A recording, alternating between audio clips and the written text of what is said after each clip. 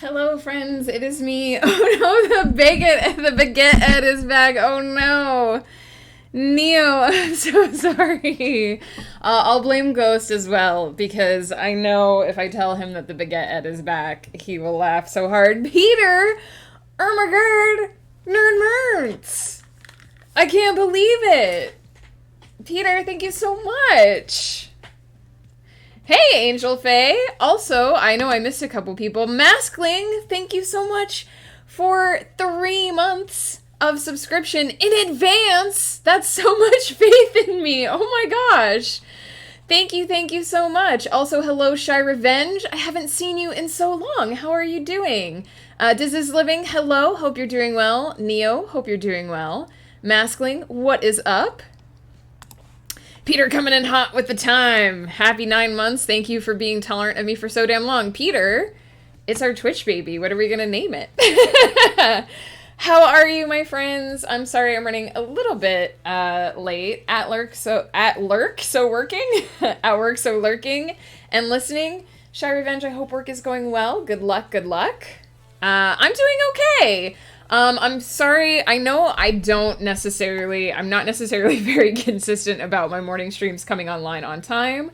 I do apologize. Things might be a little bit more chaotic than usual right now, just because I did start my medication finally. Finally got my new medication. I started it yesterday. Today is my second day taking it, and I'm supposed to take it at breakfast and at dinner. But I'm also probably supposed to take it he told me not to worry about the timing, but I think I'm supposed to take it as close to 12 hours apart as possible. So I'm trying to eat my breakfast a little bit earlier, to get the first pill in me because I'm supposed to take it with food. And also it tastes so nasty, that I want to eat before I take it because otherwise anything I eat is going to taste like my medication, which is going to be awful. And it says right in the, documentation for it, it's may change your taste. And I was like, is that because the medication itself tastes awful? Had a big fall yesterday. Oh no, Maskling, are you okay? Left hand injured but healing up. Thankfully, nothing broken. Maskling, please take good care of yourself. Thanks for reminding me to take my meds. Take your meds, Maskling. Absolutely. Yeah, totally. There's probably going to be a lot more reminders to take your pills. I try to throw it out there when I go on break, hey, take a break, grab a drink, take your pills. But I'm probably going to be doing that a lot more often because I also now have medication that I have to remember to take. Oh, and I'll show you guys. It's so silly that I'm so happy about this, but I ordered myself, a little pill holder. It's ridiculously big for the size of my pills, which are tiny. But I was like, I need some way to remember. Hopefully this won't show my address. It does show part of my address. Stop showing my address. Can I just look at the image? There we go. That should block out my address. Hey Laurel, how's it going? Hope you aren't left-handed, Maskling. I'm left-handed for everything but writing. Oh, cross-dominant. Well, at least you can get your writing done, Maskling, but I hope your hand feels better. So yeah, I have to currently take 2 pills in the morning and 2 pills in the evening, and they come in these packets that are not really well organized at all for something that you have to take 2 or 3 times a day. So I'm getting these, and I first of all, that they're rainbow, come on, but also, I like that there's one for each day, so I can put my pills in there, and then I can just take the day out and sit it on my desk, and leave the lid open to show me that I have taken the medication, because I know thyself, I know I'm gonna walk in to my desk one day and be like, did I take my pills this morning? Uh-oh. So, I have this coming, and then my plan is each night I'll just refill the container and sort of shift the days along so that I always know whether or not I've taken my pills. And you can see, that these fit several giant pills, and my pills are they're this big, the space between my fingers big. They're quite tiny, but it's mostly just about organization. And because I figure if I am going to be taking this medication and worrying about all the stuff involved with that, I may as well have something just a tiny little bit fun to look forward to. So that was my self-care yesterday, was ordering that. It'll hopefully be here on Monday. I'm left-handed, messed up my hand and arm as a kid, so they had to have an aide write for me for a couple months. Oh no! This is living. I know they do that at Ghost School. They sometimes have like teacher scribes. I do not take any vitamins. Could you add flavored vitamins to take with the meds? Just take the edge off. Honestly, I think the best thing to do is just to, because it says that you should take it with food anyway. Most of what I've read says that this particular medication is best taken with food. It says in the big, they've sent me like, first of all, there's so much documentation. There's this huge page of information. Let me hide my personal stuff. So there's this giant page of information. And then there's this packet that comes in this like double-sided packet that comes in the medication. So it does say that you should take it with food. I actually read all the documentation that comes with my medication too, so, but yeah, and on the back, there's this big chart of all the things that could go wrong and happen to me as side effects. Hooray! But yeah, I basically just eat before I take it and then just chug a bunch of water. And, the taste doesn't stick around long, but I imagine if I was eating after taking them that it would affect the taste. I for real thought that was a spider on the lid of the purple one. I was like, it's spoopy. No, it's a sun. It's a sun and a moon. Oh my goodness. That's why when I had meds, I'd take them with juice or something flavored because meds taste horrible. Yeah, I try to get them as far back in my throat as possible so they don't touch my tongue. But, it almost seems like this, hopefully this isn't like TMI, but it almost seems like once I swallow them, the taste like drifts up my throat a little bit. It's not the most fun.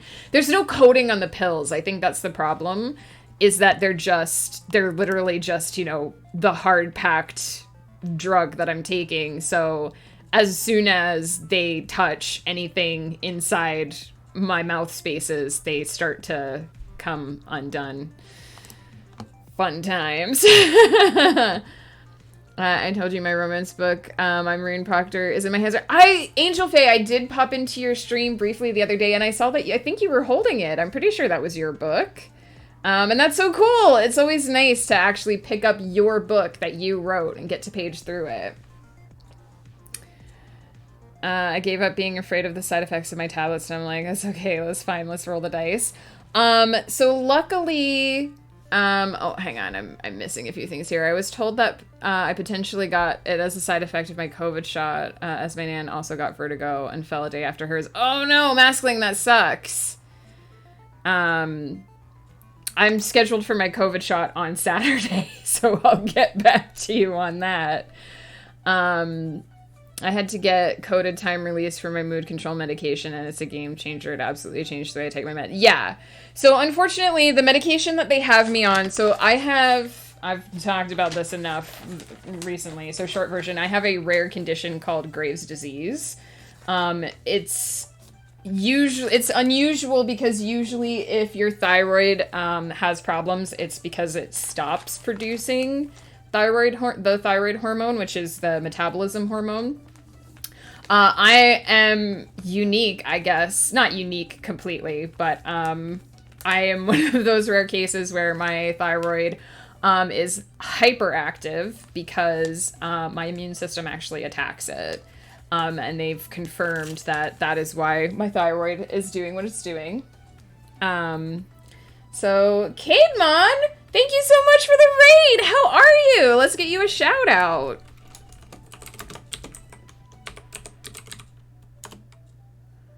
I lurked on your stream a couple nights ago as well. I know I didn't say anything. I'm bad about sometimes about not saying anything, but I've lurked on streams lately. How's it going? Doing fine? How was your stream? What were you working on today? Do you have physical copies of all your books? I don't have all of them. I am working on getting physical copies of all my books. I do have to pay the printer's fee to get them, but I don't have to pay the amount that would be royalties to me. Trying to figure out how to continue. Sometimes that's the hardest part. So yeah, basically my thyroid overproduces the metabolism hormone. And because of my age and the fact that I would like to do the children thing someday, I am actually on, so there's two medications essentially for what I have. And the one that I am on is the one that they don't use as often, because of the side effects, the potential side effects. But the other medication could result in birth defects if I were to conceive while I was on it. So this was the medication that my doctor thought was best for me. But because it is rare, and rarely, not like rare, but rarely used anymore, there's only one company that makes it. I can only get the brand name, and this is it. So there's not going to be switching to coding. There's not going to be, this is what it is. It's going to be gross the whole time I'm on it. But I figure I'll get used to it. I'll get used to swallowing it in a way, because they're teeny tiny pills. If I get them back far enough in my mouth, I can minimize the amount of like taste.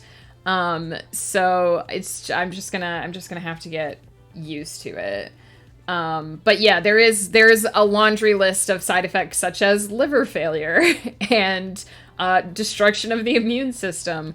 But luckily, I talked to my doctor about this considerably before we even decided to put me on the medication. The side effects are very rare. There's like a 0.03 to 0.5% chance of me getting liver failure. So it's very, very rare. My doctor doesn't seem worried about it, and I don't think he would have put me on this medication if he was really worried about it. But yeah, just looking at like all of the documentation that comes with your medication and just being like, oh great, these are all the things that could go wrong with me, isn't exactly fun. But I do think to some extent you have to, like, and this goes for anyone, if your doctor is thinking about putting you on some kind of medication for anything really, and you're looking at the side effects and you're worried about them, don't be afraid to ask. Because I straight up said, like, my doctor was like, I want to put you on this medication. And I said to him, I've read about that medication. It can cause liver failure, and engaged in that conversation with him. So if you have any like misgivings or anything that you're worried about, don't be afraid to say, like, hey, how might this affect me? How worried are you about the fact that this is listed in the side effects? How often does this occur in people who take this medication? Because know what you're putting in your body, right? But to some extent, you do also have to weigh the benefits, right? I'm really hoping that in the long term, this is going to help me feel better, less sick. And I had been feeling very dizzy lately, just very like low key run down. And I don't necessarily know if it was the medication or if like the pressure in the area has lifted or whatever. But I woke up this morning feeling a lot better than I have in a while. And that's ultimately why I'm taking this medication. So just to anyone who may be facing a situation like that in your future or currently, if you need someone to talk to you about it, totally, like, this is a safe space to talk about that kind of stuff, and totally just engage with your GP or with your specialist or whoever. Because I actually have two doctors now. I have my general practitioner and my endocrinologist. And just don't be afraid to say, hey, what is up with this medication, or what are the chances of this or that, right? Make sure that you feel confident with what you're doing for your treatment. Sorry, tangent, I know. I have so many different versions of the same chapter.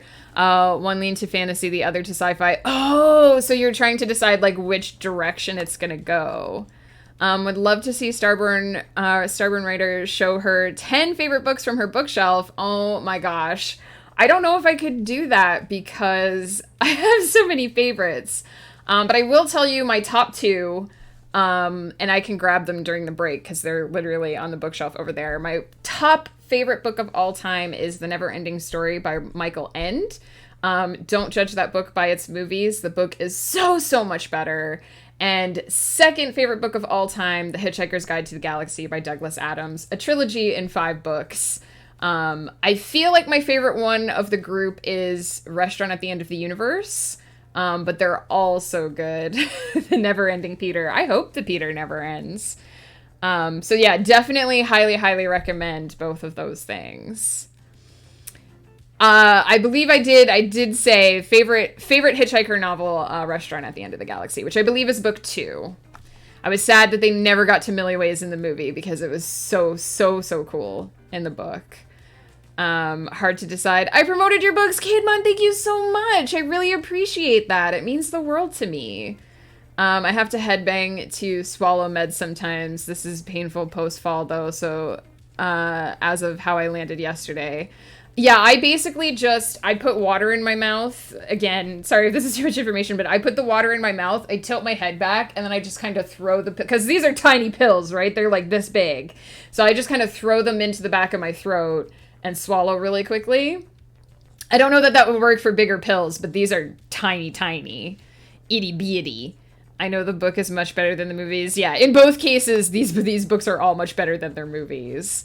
The meaning of life is 42, and the world is going to explode very shortly. Halo Banshee, hello, you are correct. So we may as well enjoy it until they make that hyperspace bypass.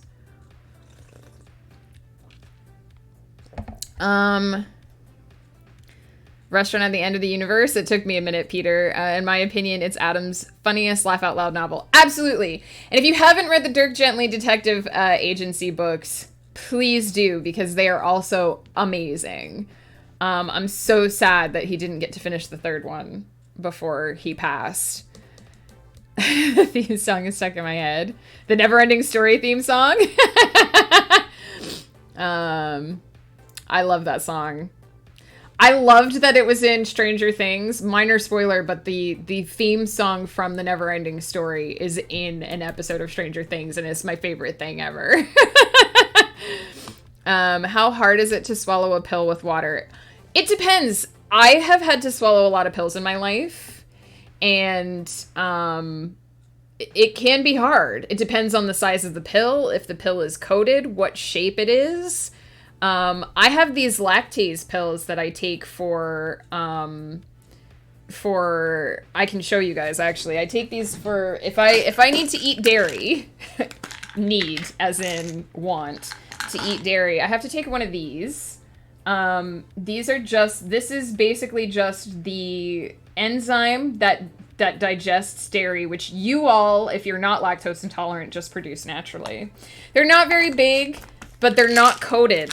And these pills can be shockingly hard to swallow because they're just big enough that if I don't get them like enough momentum down my throat, they'll get stuck like right in the back of like right at the top of my throat there. It sucks.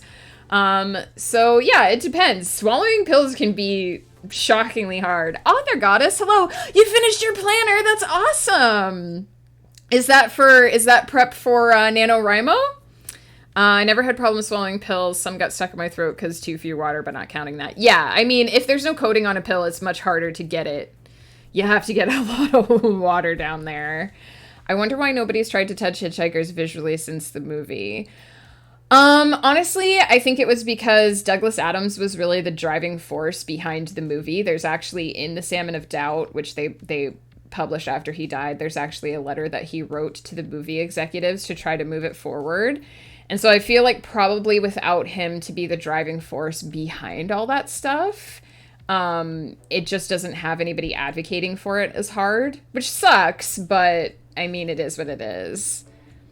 Ooh, you guys are talking so fast. I'm all saying the theme song, Never-Ending Story, but what was the name of the group he was in before? I don't know. I don't know much about the making of the song. Rickman as the voice of Marvin. Genius. Yes. Yes. He was perfect for that. How many lactase pills would you theoretically need to take to eat a whole tub of ice cream? So complicated question, but it depends on how sensitive you are to lactose. It depends on the size of the ice cream tub. And it depends on how quickly you eat it. I would say for one of those little like Ben and Jerry's, I probably couldn't eat one of those in one sitting, and I would probably need to eat about half of one of those. I would probably need about 4 of the extra strength lactase pills. But I'm very lactose intolerant to the point where when I eat lactose-free stuff, I still sometimes need to take a little bit of lactase because it's not 100% lactose-free. I have thought Hitchhikers would have gone to Netflix or maybe Amazon if Amazon could do Lord of the Rings. Yeah, I just think that maybe there's no one driving that project anymore, you know? I can usually swallow pills with just my saliva. Oh, I've never been able to do that, Pi. Also, hello, Pi. How are you? I decided to design a planner to aid with executive function for hubs and other ND people, including me. Oh, Author Goddess, did you post it in the Game of Tomes? Because I seem to remember seeing one posted. That's super awesome. I have friends that would definitely be interested in that, in learning more about that. Because I know one of my friends specifically has tried to do a planner and it hasn't worked for her. And she would be really, really happy to have something like that. I have so many favorites as well, but if I had to pick, I'd probably say Percy Jackson. Yeah, nice. We are, in fairness, I haven't been able to be, I've been really, really focused on getting work done a lot lately, so we haven't done a lot of really chatty stuff. I am going to start writing here at some point soon, but it's nice to catch up with all you guys. The group Limal was in, before it had the name Kajagogo. Funny 80s name. Absolutely. I'm going to have to look that up. I never knew who actually sang that song. As one who is lactose intolerant, managing my husband and 2 kids who are also lactose intolerant. Oh gosh, Author Goddess. I'm sorry. There isn't enough unless you get the dairy-free lactate ice cream. Yeah, I've actually just started eating dairy-free ice cream, and it's really good. Like, I remember when I was younger, my grandmother was lactose intolerant, and her options were lactose-free milk, which was gross, or soy milk. And soy was like a huge game changer for her. That was like most of 30 years ago now. But now there's a lot of good options with, you can get nut base, you can get coconut base, and there's a lot of good options. Ben & Jerry's even has some dairy-free ice cream, which I've eaten, and it's really good. I've never read that 6th Hitchhiker's Guidebook. I did not read it. It wasn't written by Douglas Adams, so it is dead to me. I'm sorry, Pi. The chat's moving so quickly. How are you? Been working in the garden today. Ooh, nice. What are you growing, Pi? I need to dig out my 80s hit CD. Yes. Oh, I have a whole list of songs on Spotify from the 80s. There was a 6th Hitchhiker's Guidebook that was written by someone who was not Douglas Adams. I've heard mixed reviews about it, but I don't really like it when an author dies and another author takes over writing the series. So I've never read it. I was fine with where the 5th Hitchhiker's book ended. I did just find out that there are 2 Dune books that were written by Frank Herbert's son based on his outline after he died, and they sound so unbelievably bonkers that I might have to read them just to find out like what the end of the series was supposed to be. But I feel like the 6th Hitchhiker's book is really optional, and I have opted not to read it. But Jerry's uses different kinds of alt milk to work with the ice cream flavors. My fave is Change the World. I haven't had that one. I might have to get that. I've had the one that is like, it's like the peanut butter and cookie dough, I think. There are, of course, less Ben & Jerry's flavors that are lactose or dairy-free, but I appreciate that they have them. I forget what it was called for me. Megan summed it up: without DA, there's no hitchhikers. Yeah, I do think that Douglas Adams was very, very much the driving force behind it. Hopefully someday someone will want to tackle that, but I think that most of the people who worked on the movie were very shaken by Douglas's sudden death, and I think they just didn't really want to work on it anymore without him. I'm not lactose intolerant, but I enjoy chocolate almond milk more than regular milk. Yeah, I mean, I'm a big oat milk fan. To me, it tastes the most like original milk, and it's good for the environment. Original milk. I don't know why I called it original milk. It's not like there's one type of original milk. Oh my goodness, that might be the silliest thing I've ever said. The last Wheel of Time book is written by the original author's son. I think Brandon Sanderson finished up the Wheel of Time book, so the last 3 Wheel of Time books were not written by Robert Jordan. Had CD of songs gifted me when my grandma passed, the original since lost, but the songs are still earworms. Yes. Yeah, their author goddess has it. They were written by Brandon Sanderson. Who I don't believe was related to the family in any way. Been tidying up the garden, not growing much, just some fruit trees, 2 different kinds of strawberries. Ooh, pie? That sounds amazing. Original milk. No, please. I don't know why I called it that. For the rest of my life, it will be original milk. Peter, no. All right. So, yeah, some series have had a lot of ghostwriters. I'm going to talk about writing now, I promise. This is my 22 series. That would be something entirely different. 22 stories in 2022 project that we've been working on since January. Pretty sure the original milk. That's why I was like, when I said, as soon as original milk came out of my mouth, I was like, first of all, like, cow's milk probably wasn't even like the original. The original milk was probably like mother's milk to humans. So like, I was just like, why did this come out this way? I wonder if someone is ghostwriting my life. That explains the Absolute Horror Show. Oh, Peter. Just fire them and take control. Oh, I haven't saved this yet. I better do that. Story 18. So we're in story number 18 of 22 stories in 2022. This is just a cool little initiative that I have. Oh, actually, wait, one more tangent before we get started.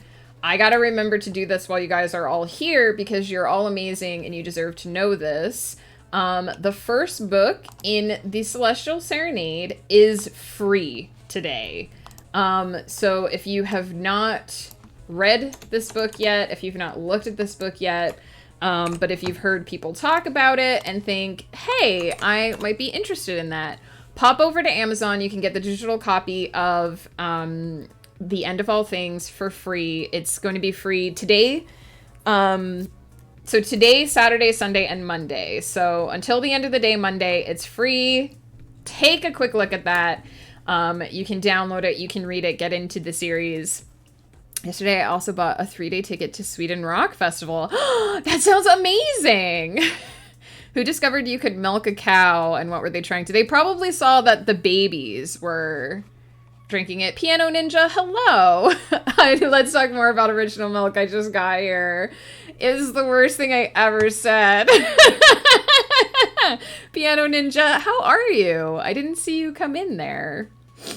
I have this book in my damned house in person that I can read with my eyes. Yeah, you should read it, Peter.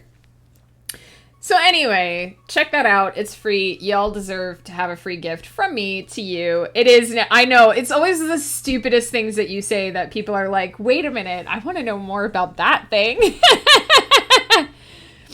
Who discovered you could milk a human? I mean, I'm pretty sure that it was just like a natural instinct that, you know. Anyway, 22 stories in 2022. The idea behind this was I put freebies on my blog every other Monday. If you pop over to megancutler.net, you can see them.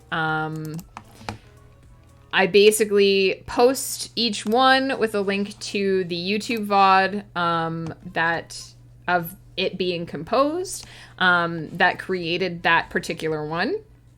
We've done 17 of these so far. Technically 18 because one of them was 2 parts, but I'm not sure if I'm counting that one yet. So we're on prompt number 18. Downloaded and ready to read. Thank you so much, Piano Ninja. I hope you love it. It's good it's 2022 and not 2122. Exactly. Basically, I came up with this because I counted through how many of these I write each year, and the number was 22. So I thought 22 stories in 2022. I've grabbed these prompts online. Some of them are prompts that I've not really, like, they're not prompts that I would normally choose to do. But I've just tried to get inspired by them. I've tried to embrace the concept. I set a couple ground rules for myself. So I tried to make sure that everything will fit into the canon of my multiverse, which I so far have done. And I tried to avoid using my main characters. I've broken that rule a couple times, not necessarily going to do it today. And that's really it. I've been trying to have fun, stretch myself a little bit, and sort of approach some projects that I wouldn't normally do.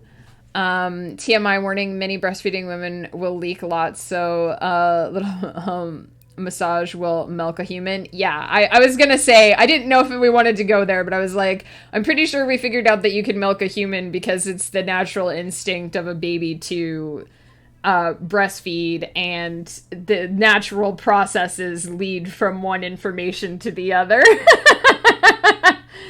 I also plan to visit Gutenberg Book Fair in September.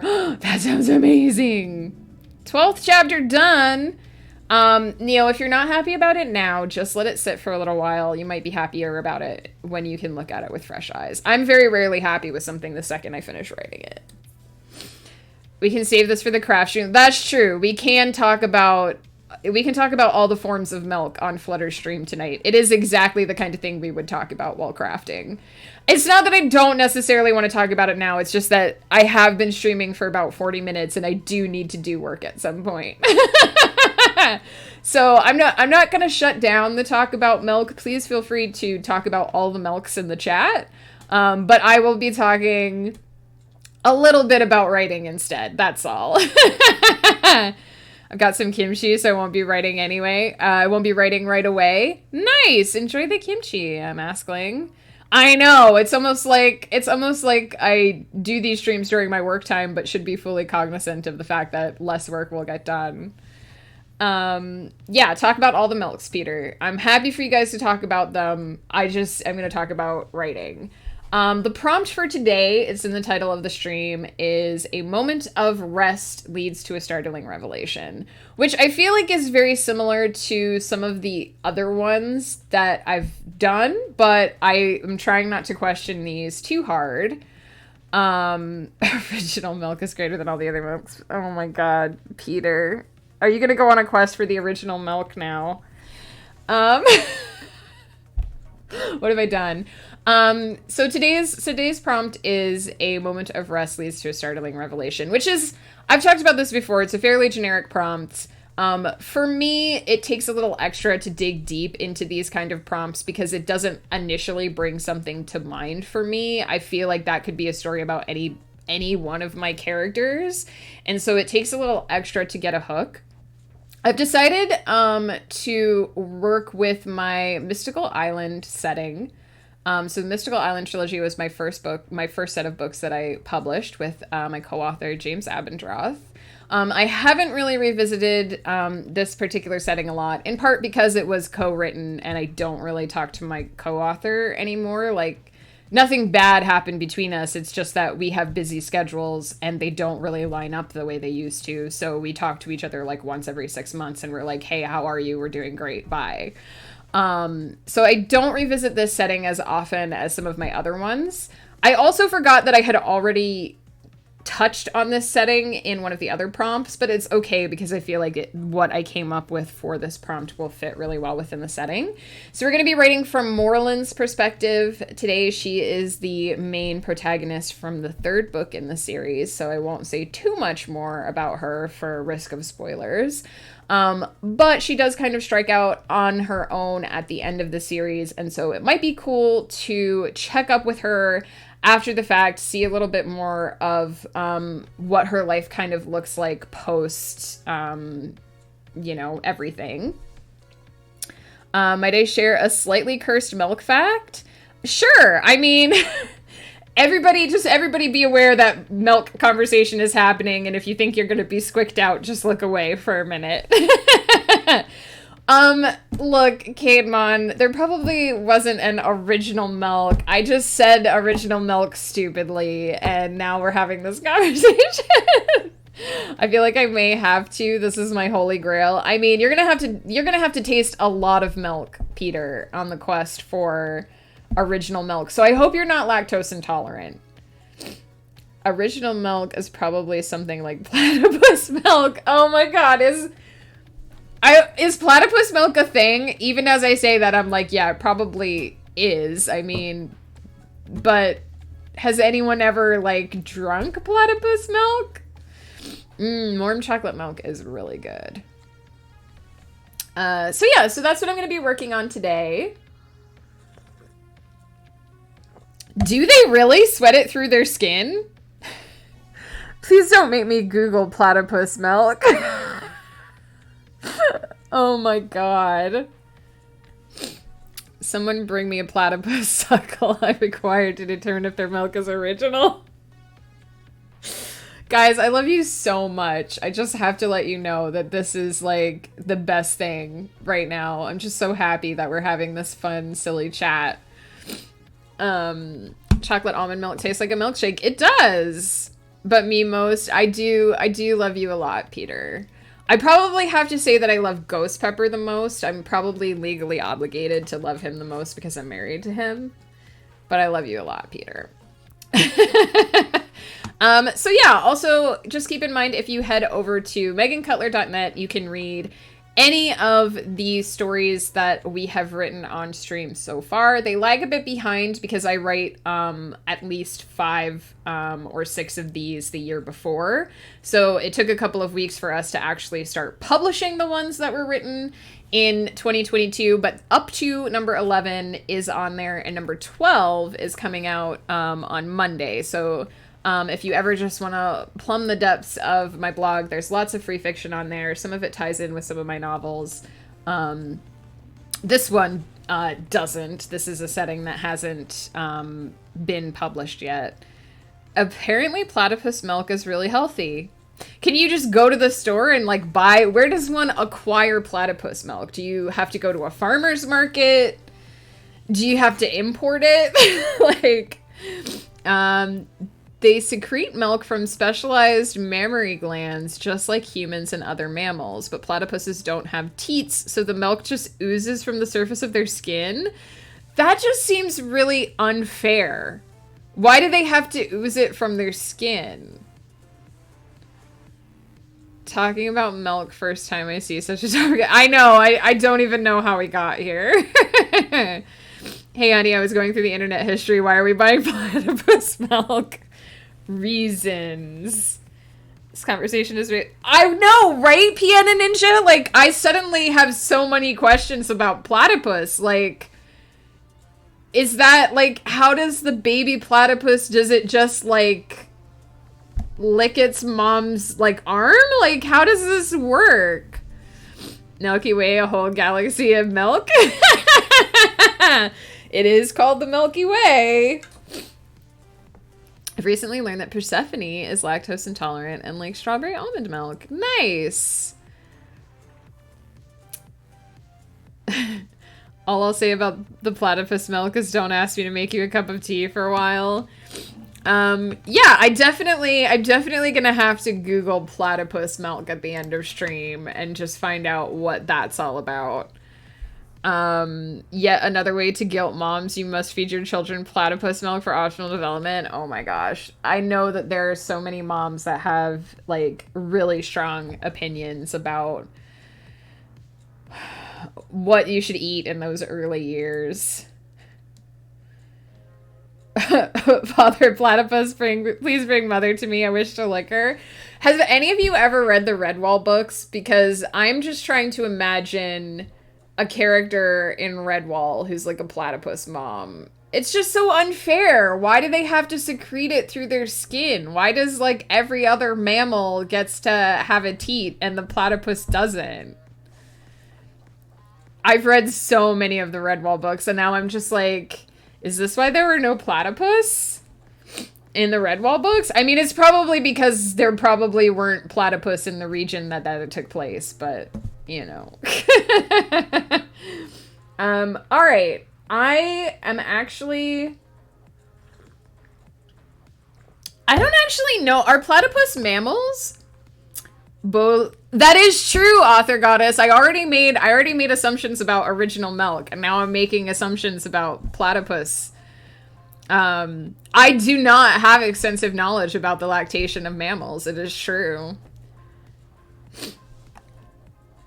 Platypuses are weird, but super cool, though, right? Like, because mammals are marsupials, came after teats were evolved, and monotremes are old. Hippo milk is pink. Hippo sweat is pink.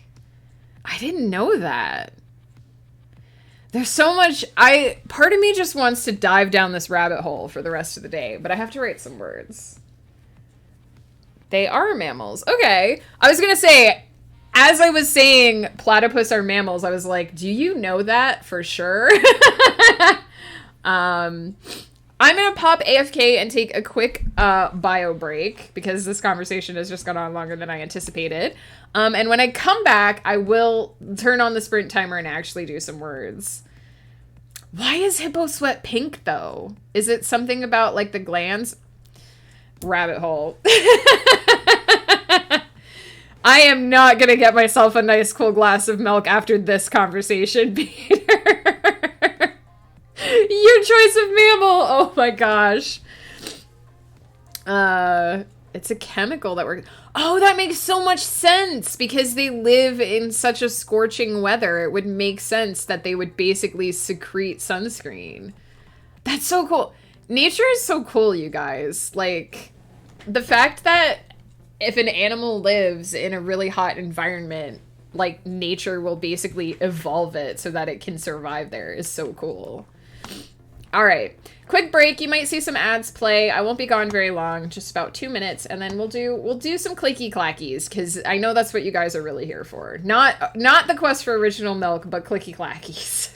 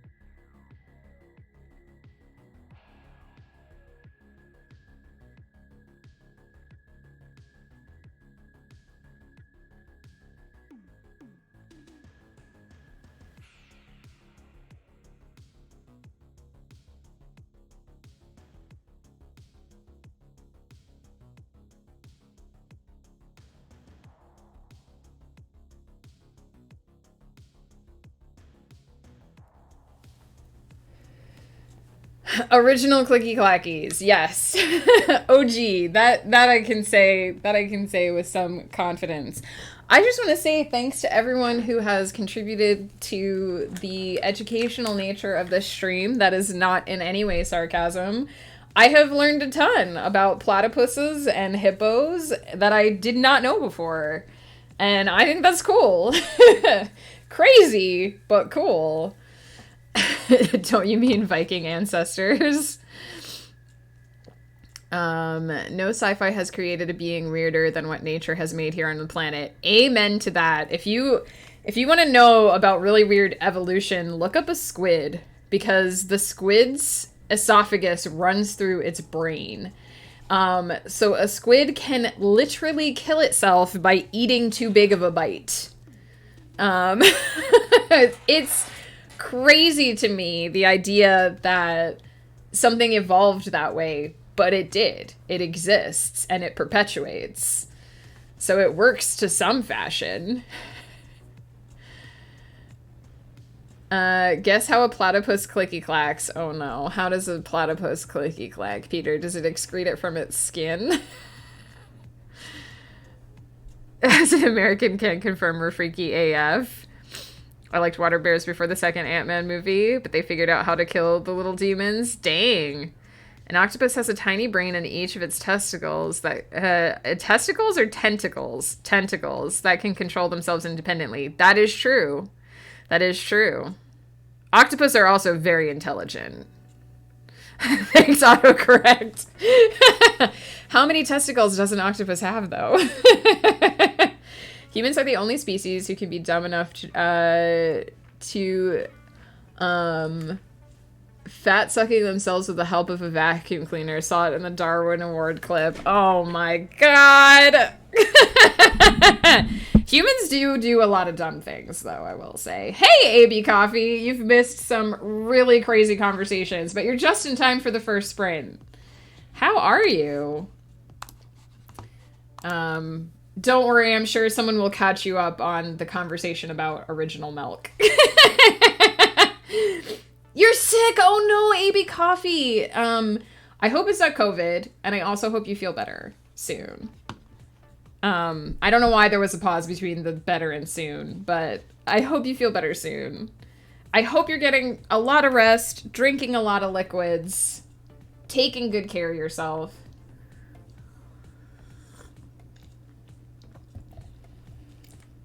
The fool doth think he is wise, but the wise man knows he knows nothing. I'm going to turn on the sprint timer. I'm going to get some clicky clackies in.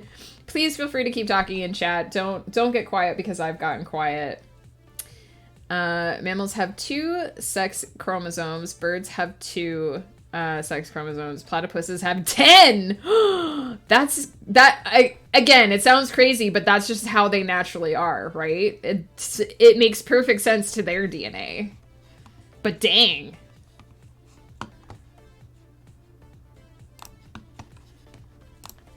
An octopus has 1 testicle. I know that might be disappointing, Peter, but it's good to know.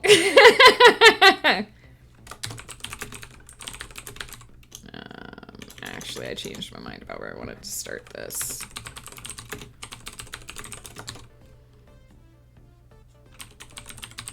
I forgot how to spell my character's name for a minute.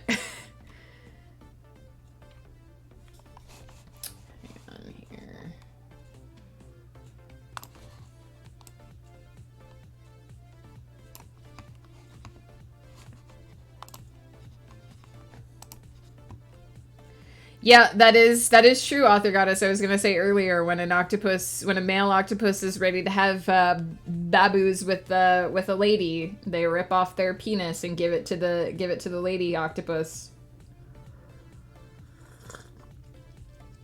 For most species of octopus, both the male and the female die during the process of giving birth, even though they don't give live birth. The female will starve herself to protect the eggs until they're born. That's why aquariums work so hard to keep male and female octopus in separate tanks. They tend to lose them both if mating takes place. Once they detach the dingling, though, Peter, they can't, like, put it back. Hello, Lomi! We have been talking about a lot of weird things. We started with platypus, and now we're on octopus. I'm supposed to be writing is what's supposed to be happening. How are you? What is up? Anglerfish males are literally absorbed into the skin of the female that they mate, becoming permanently attached. That sounds horrible. That's true. It did start with milk. Oh my god. Oh, the crazy things that come out of my mouth.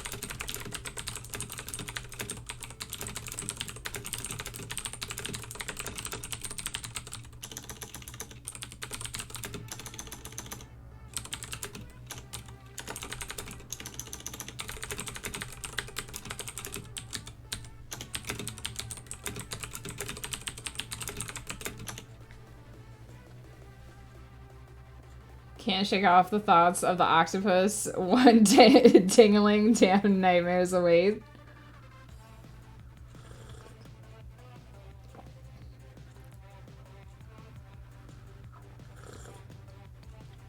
I'm having a terrible day. Oh no, Lomi, do you want to talk about what happened? You don't have to, but you can if you want to.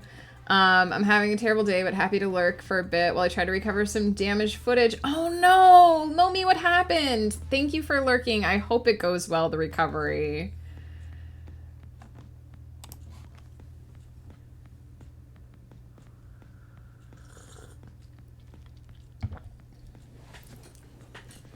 Imagine being the poor female octopus who's just pimping around the sea. You've got your Starfish Bucks coffee. You're feeling fine. Next thing you know, a ding-dong goes flying.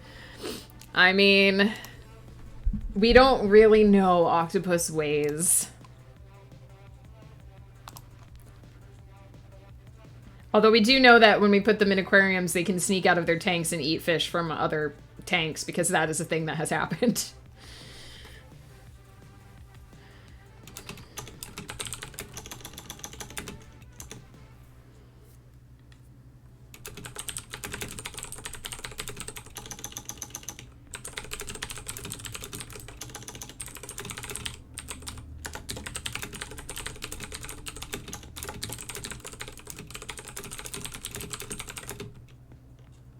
The most important and least re-recordable part of this tutorial... Oh no! So basically you recorded it and the footage got corrupted, I'm assuming? It's just black. Oh no. Lomi, I hope you can fix it. I'm assuming it's not something you can, like, redo.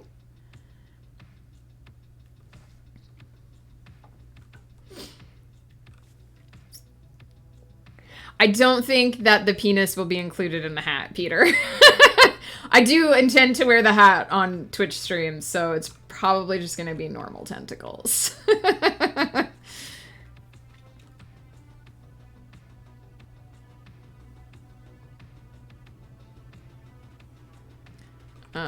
Sorry, my brain just blue screened here. Mid-sentence, of course.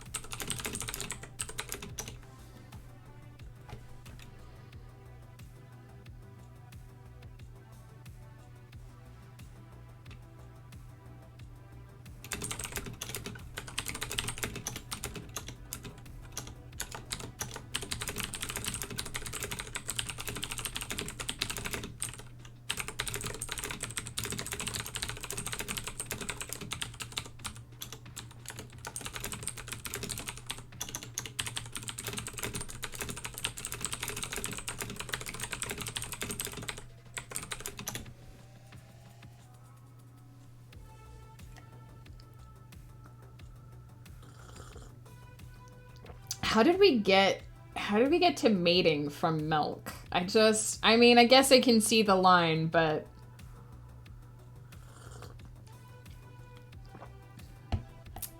I'm glad the kimchi is nice, Maskling. I'm glad that it's a bastion in the sea of whatever insanity we've been talking about this morning. I could redo it, but it's like the second to last step, so there would be a ton of redone work. Oh no, I'm so sorry, Lomi. I know that the stuff you do is always complex as well, so I know if you had to redo it, it probably would not be fast.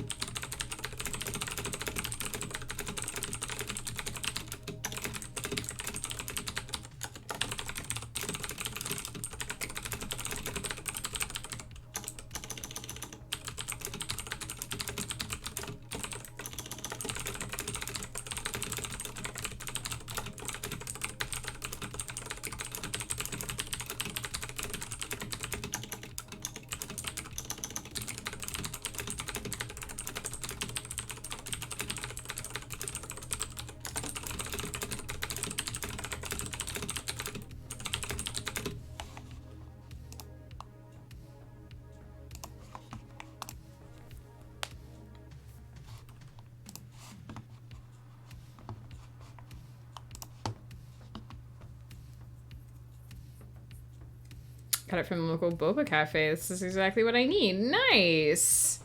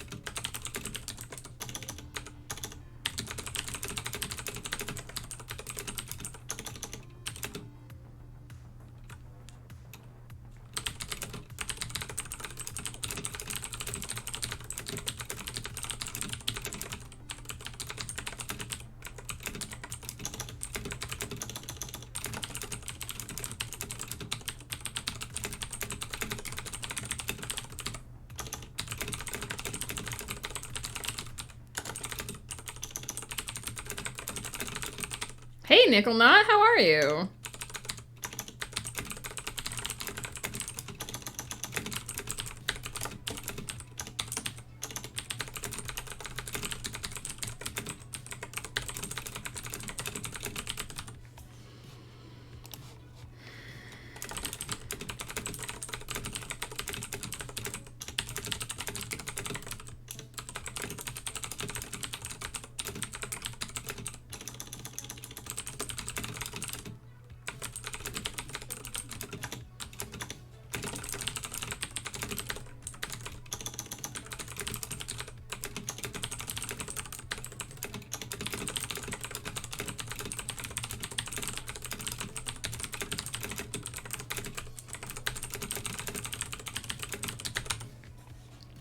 I was supposed to have the last 2 tutorials submitted by Monday, and I still have the last one to film.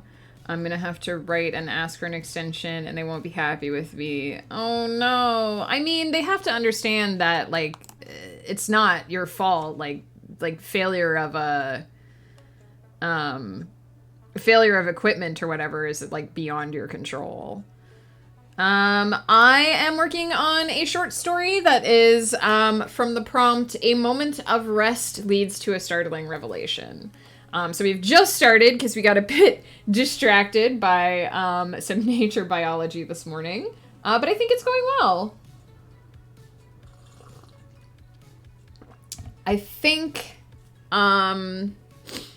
this one might end up being a little short, but I don't know. I never really have a... Distracted by milk, exactly. I never really have an idea of exactly how long these are going to be, so it might turn into more than what I'm expecting at the moment.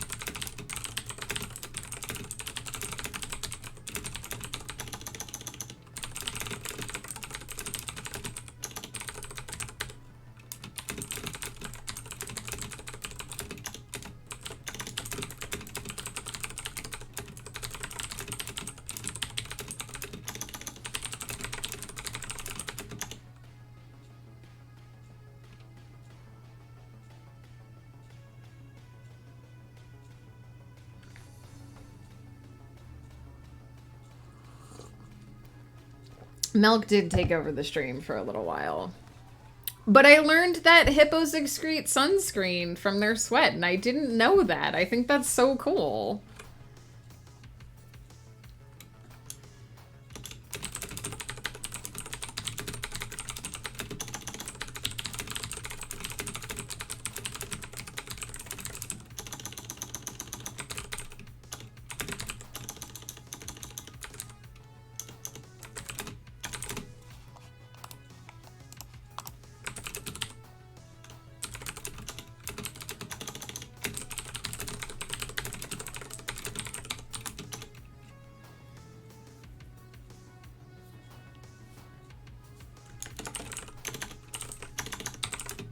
Need to eat off for a while and do some things. Peter, thank you for hanging out. Take care. I'll see you later on the crafting stream.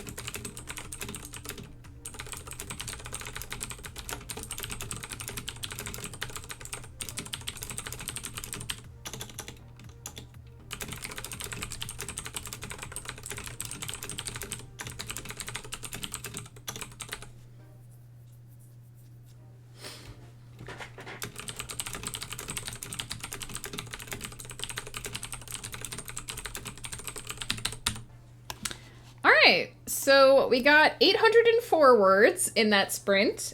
Pretty good considering that we've been quite distracted by milk today. It's a good solid start. If I was turning this into a novel, I would say that I probably have info dumped way too much information on these initial pages. But I'm not writing a novel. I'm just writing a little short for my blog, and this is just for fun and probably won't be polished, so it's probably fine. I'm happy with how it's... Ooh, sorry. I'm happy with how it's going so far. I haven't written this character in a while. She's a character that I have wanted to do more with for some time.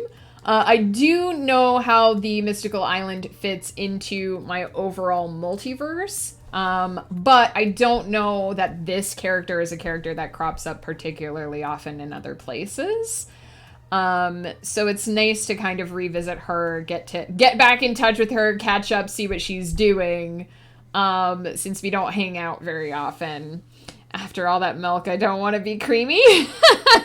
I do think we got a little carried away with some of the octopus conversation there, but it's all in good fun as long as no one's uncomfortable. I didn't even have time to swear before the creatures sprang at us. Juno, why is cursing so important? I mean, some people use it as stress relief.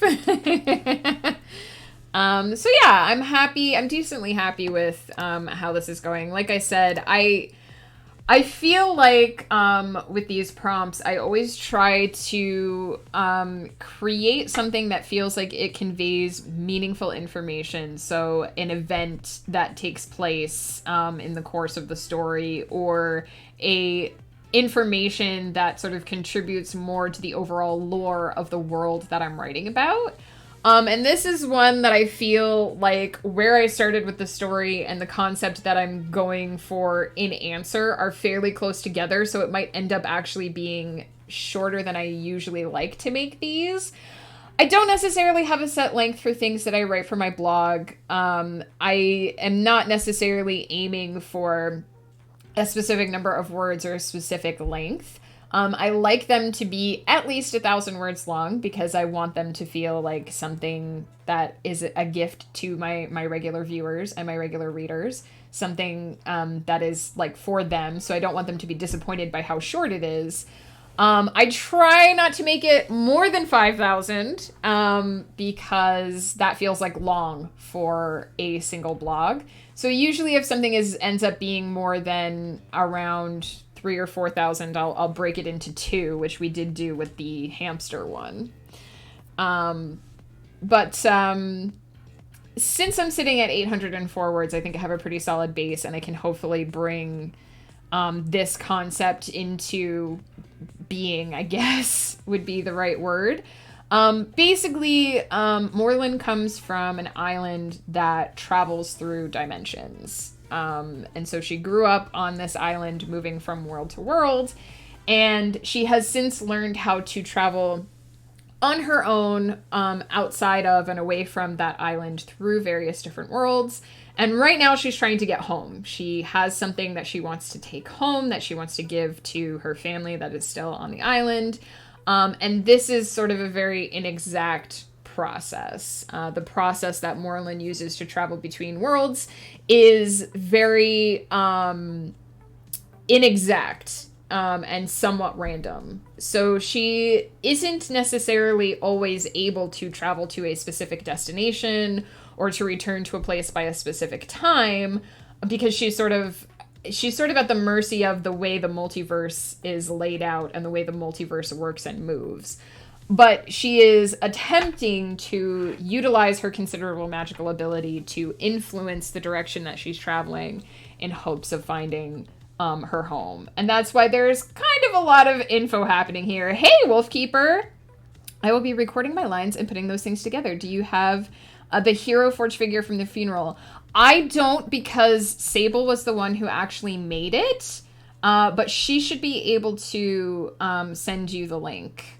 I know she has a lot going on, but she was the one who actually put it together for me, which I really appreciate. I mean, I can see Hang on. Let me see if it's still in my history. Because I realize I did open it on this computer. Let's see. Hero Forge. Ooh, I might have it actually.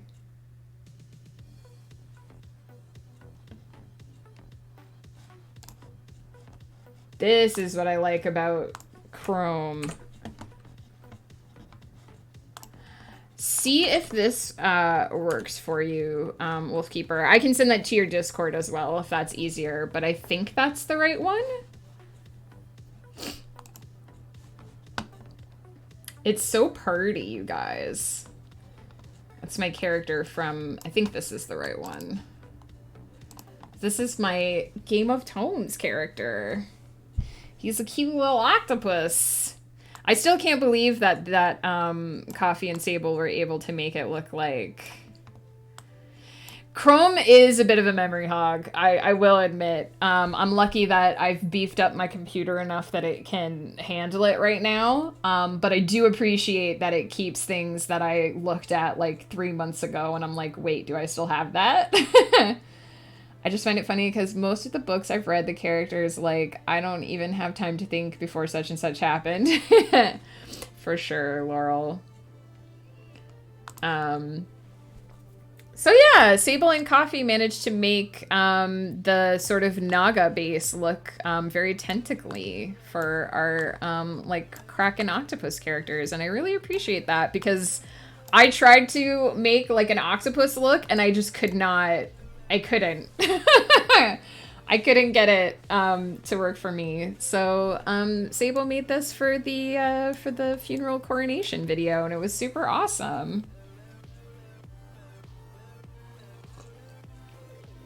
For those of you that haven't heard of Game of Tomes yet,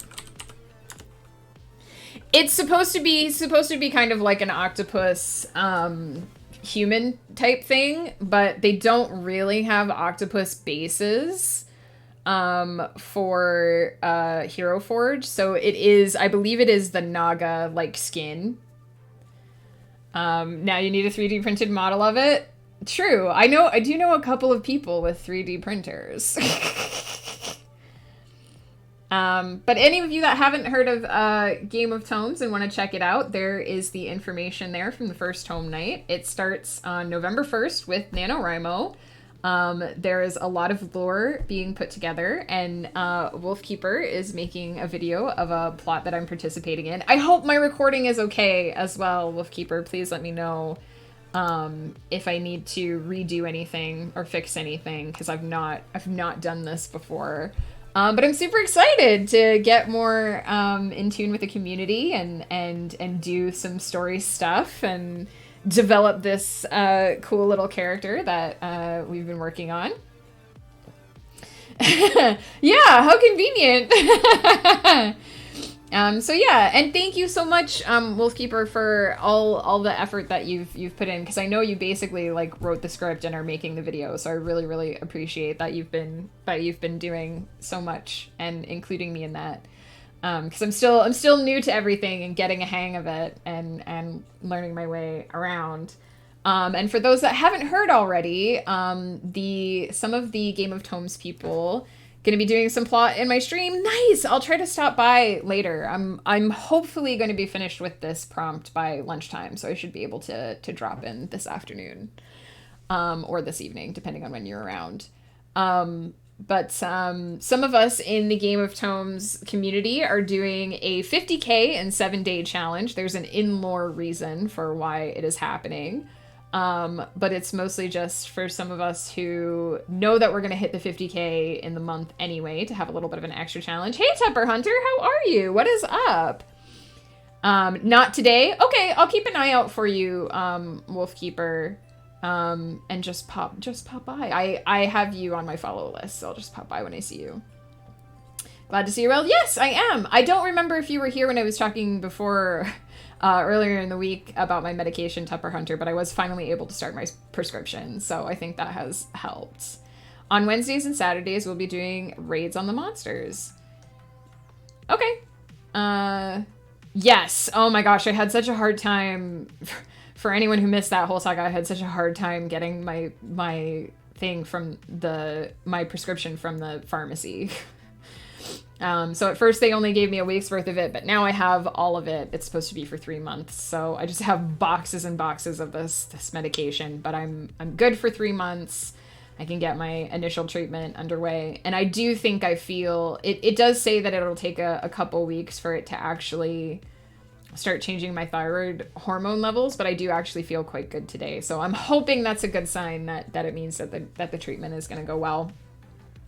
But yeah, absolutely. Because I'm pretty sure you were at one of the earlier streams, Tupper Hunter. So I just want everybody to know that it's going well. One thing got another from pills. Yeah, well, we were talking about me being lactose intolerant, and then we ended up talking about milk. FedEx lost my meds once. Oh no, Wolfkeeper, that sounds so stressful. I know, I was very worried earlier in the week because it says right on this, like, in the medication pamphlet that it's like, don't stop taking this medication suddenly. And I'm like, okay, so if I start taking it, are you guys gonna have the rest of it for me? And they were like, oh yeah, don't worry. And I was like, I'm worried. They found them. Oh, that's good to know. That's good. And I had like 2 sets. So they basically like replaced it. So you had extra. I'm so worried about getting refills for this thing, but I won't have to worry about it until January, hopefully. So, yeah, so I'm doing pretty good. We're working on a prompt today. Wolfkeeper, do you want me to toss this link at your Discord, so that you have it for later?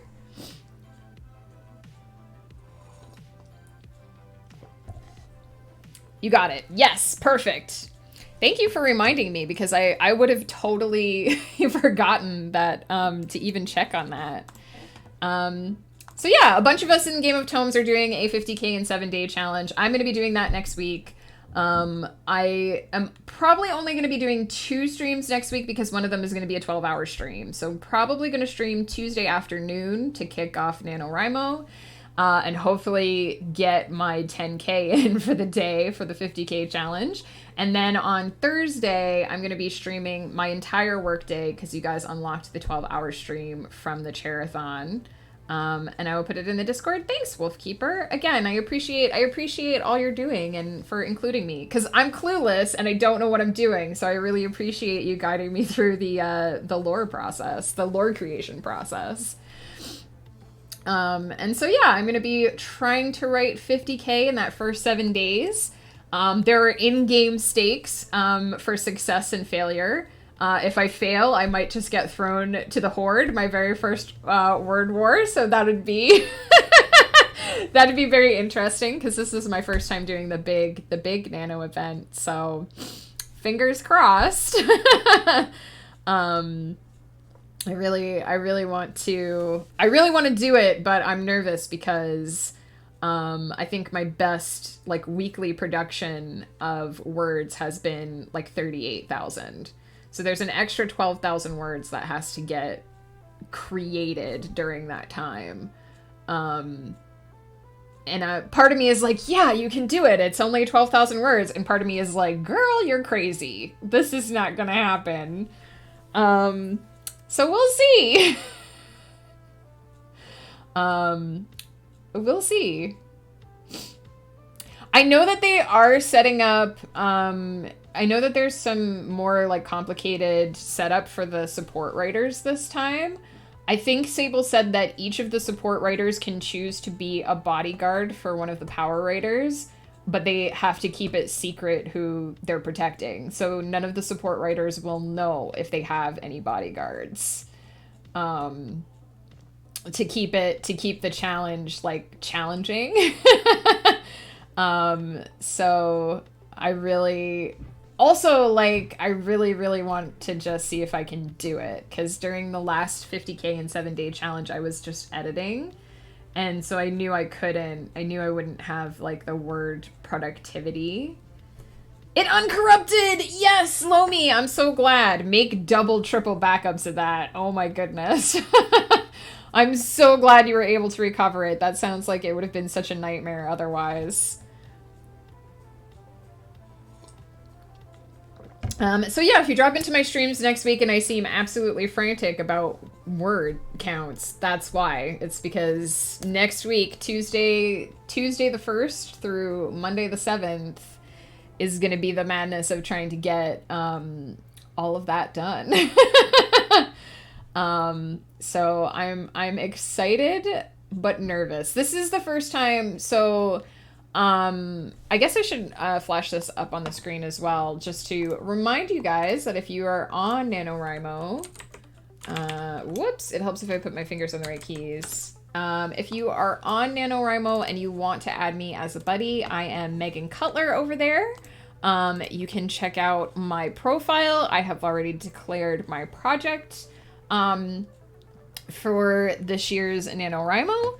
And if you look at my NaNoWriMo history, you can see that I fairly consistently hit the word goals. So personally, at the level where I shouldn't say at the level, at my like current daily writing routine is what I should say, I don't have to worry about getting 50K in a month because I know I can do it.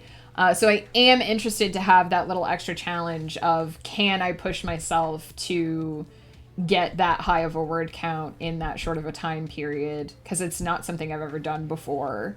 It's gonna make this month quite interesting. And if I end up getting thrown to the zombie horde, I'll have only myself to blame. Copying to all 3 computers and external right now. Yeah, that would be my first step too. I'd be like, I am not taking any chances with this footage ever again. So yeah, and if you've never done NaNoWriMo before, and 4 different cloud platforms, exactly, AB Coffee. If you've never done Nano before, if you're unfamiliar with NaNoWriMo, the idea is that you try to write 50,000 words in 1 month. I do believe that you can set smaller goals. So if 50K sounds too much for you, you can do 25, you can do 30, you can do whatever feels good in your comfort zone. And the main purpose behind it is not to go crazy over your word counts, even though we all do that anyway. But the idea is to learn healthy writing habits, to learn how to fit 1,000 words of writing into your day, or 500 words of writing into your day, or whatever, so that over time you can write these longer projects that you might struggle to fit into your day. And so it's not necessarily consistency. Exactly. It's not necessarily about maximizing your word count every day, although I am going to be trying to do that for the first 7 days. And it's not necessarily about finishing a whole book or finishing a whole project. It's about learning how to fit a long-term writing habit into your day, and developing sort of the strategies that work for you, which is a very individual process. And the nice thing about NaNoWriMo is if we go into the, hang on, I can find it. There's a spot where you can look at your stats. So if you look at this bar graph, it will basically break it down and tell you how many words you need to write each day. And so if I write only 1,000 words on the first day, then it will adjust to tell me how much I need to write the next day, and so on and so forth. And it will tell you, once it has information, it will say this is how long it will take you to hit this many words, and all that sort of thing. So it's helpful in that regard because it's giving you all of that information and doing a lot of that work for you, and helping you plan and prepare around that idea. And I believe you can use the project tracker anytime. You don't just have to, it's not just for NaNoWriMo, but it is built into the site, and everyone will be doing it with you at the same time as well. So this is a big event. A lot of writers are doing it. You won't be the only one trying to figure that stuff out. Exactly. It does really help with consistency. And as someone who writes full time, that's something that I've built into my schedule anyway. So I like the idea of giving myself a little extra challenge. But you don't have to be like me and do 50K in 7 days if that sounds way too crazy. You can go for the 50K in the whole month. You can go for 30K in the month, whatever works for you. Anything offensive in your books? Nothing that I've specifically, like, I don't go out of my way to offend anyone in my books. I would like to say that my books are quite inclusive and can be enjoyed by anyone, but I won't pretend that I'm perfect or anything. But I think you have to be popular to be canceled. I have to blow my nose here quick.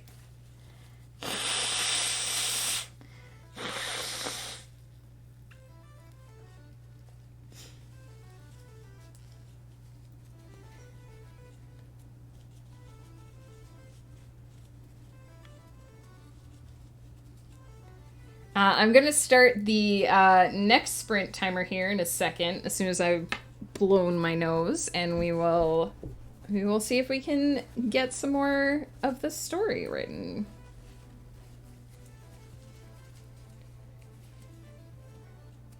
So yeah, if you guys are doing NaNoWriMo and you want to add me, I am Megan Cutler over on, hang on, let me bring up my profile again so you can see my name. I'm Megan Cutler over there. You can add me as a buddy, and I will add you back.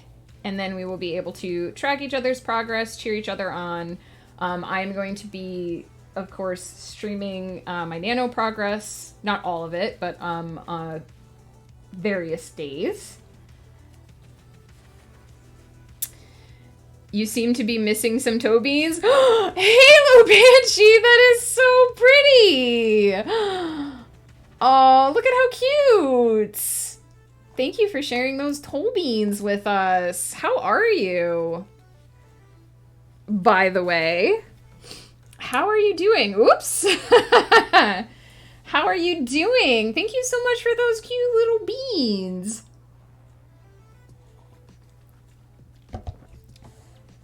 And if you're already doing NaNoWriMo and you're interested in joining the Game of Tomes, just check out that you can do the !GOT command to bring up the links for that. Super awesome group of writers here on Twitch and Discord. You basically just join a house and you pledge your words that you've written during the streams to that house. And we'll see who wins the tome and who ends up zombified. Just got gifted a sub to a streamer I like. That's 2 of his emotes, and I'm okay, but still getting through. I'm glad you got gifted the sub. Those are some super cute emotes. I clicked on it to check them out, and they're super cute. I'm glad you're doing okay, Halo. If there's anything going on that you need to talk about, let us know.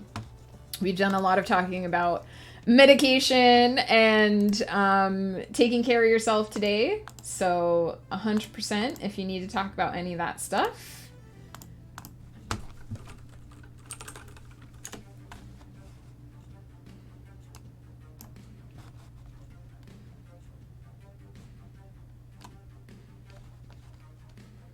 Just making sure I got everything. I'm a bit disorganized today, so I'm just trying to make sure I've got everything organized.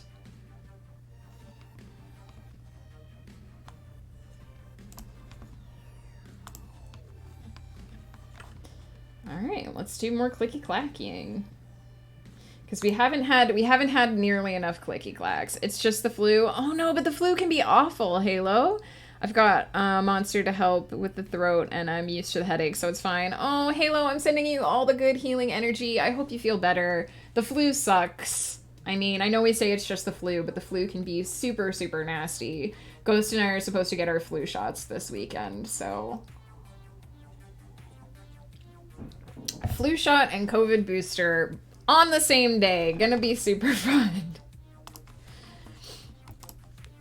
I'm not too worried because I don't usually get a lot of side effects from the COVID one, but I'm kind of worried that the flu shot is gonna knock me flat.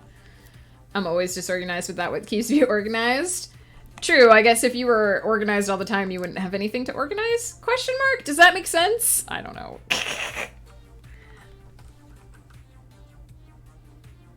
Emperor of Finland. What's offensive?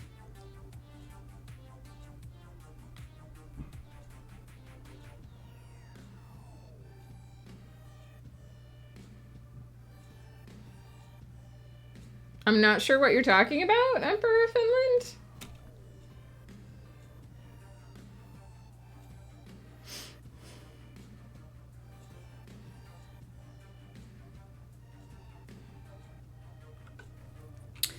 Sorry, hang on. I'm gonna restart the timer because my brain jumped the track.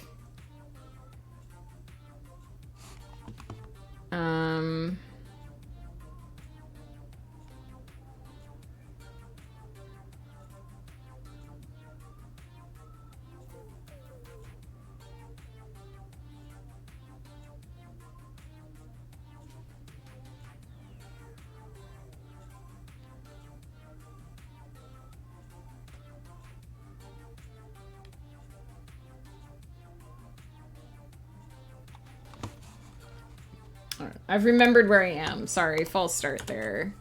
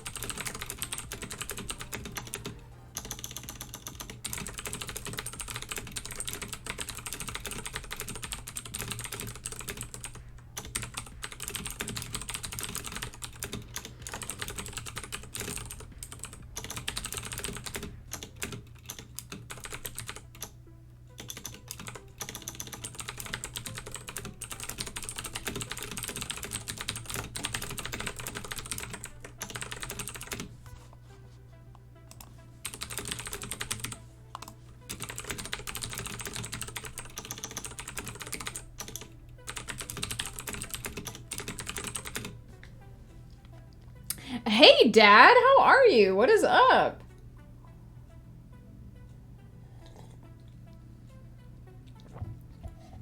How are you? Welcome to the Clicky Clackies.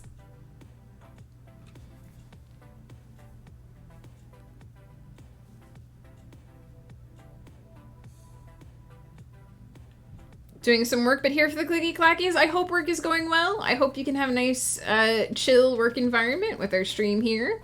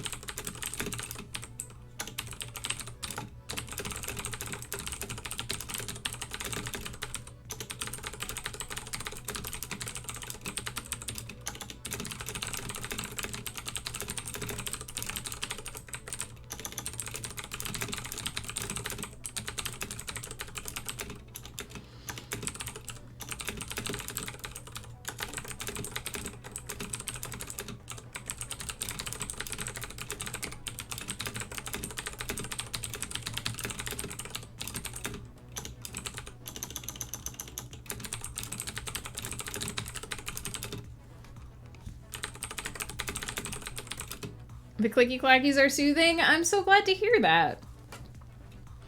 The words are not entirely cooperating with me today, but I feel like we'll get there.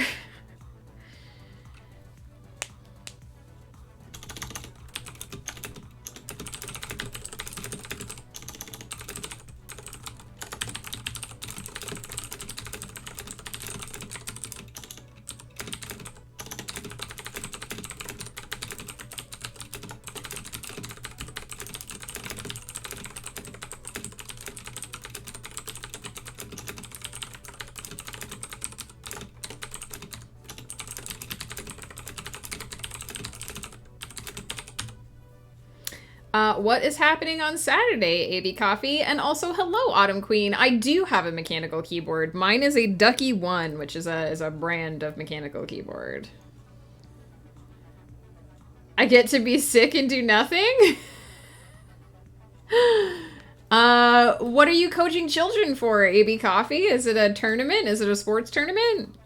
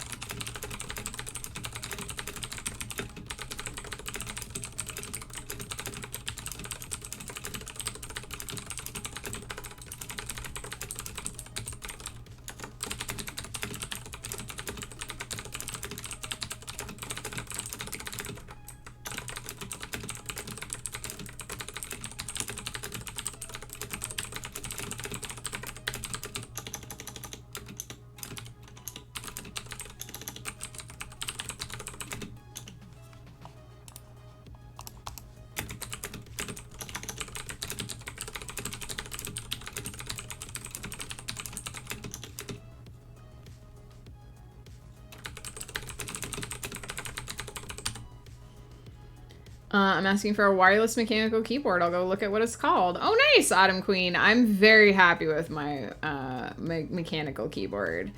Oh no, Author Goddess, what's giving you problems? I hate technology in general because it never seems to do what it's supposed to do. Basketball. So is there a basketball tournament this weekend, AB Coffee? Ghost has a rugby tournament today at school.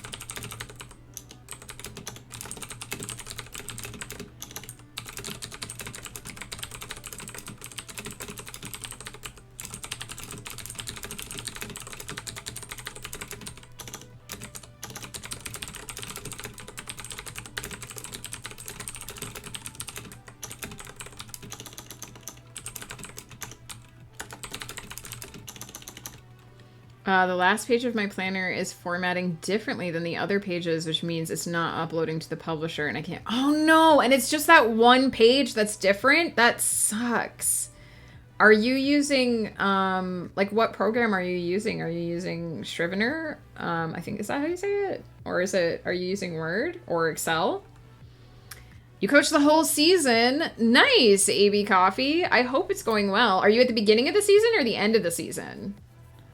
The printer I was wrangling a few days ago is still broken. Oh no, Maskling. Was it a new printer or an older printer? Word. Oh no. The formatting style takes forever to save, so I can't work as quickly as I'd like. I'm so sorry. I've noticed that sometimes, this might sound really weird, but like check that your headers and footers are like set properly, because I've noticed that if I have different evens and odds set for my headers, it sometimes weirdly affects the rest of the formatting of the page. And it sounds stupid because it shouldn't work that way. But if you're using different evens and odds headers and it's like shifted somehow, like if it thinks it's not the same page that it is, if that makes sense. The page that's problematic is completely blank. Weird. Like maybe it has some hidden formatting that it's put on that page or something.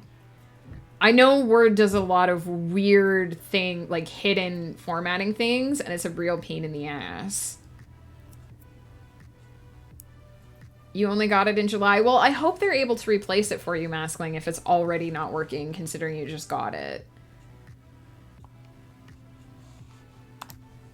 Most of the formatting was done with special characters shown. Well, that's good. But that sucks then, because I don't even know, like, obviously you've probably tried everything I'm gonna suggest anyway, but that seriously sucks. I have, in the past, like, rage quit out of Word because it wasn't formatting the way I wanted it to, and then reopened the file. It very rarely changes anything, but sometimes I'm just, like, so angry at it that I'm like, ugh, get out of here.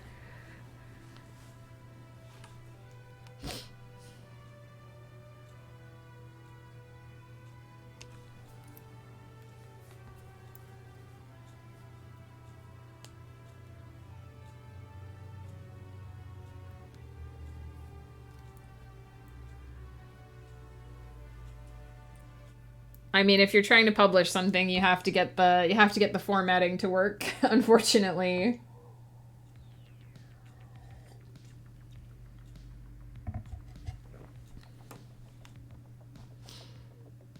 Emperor Finland, what's up today?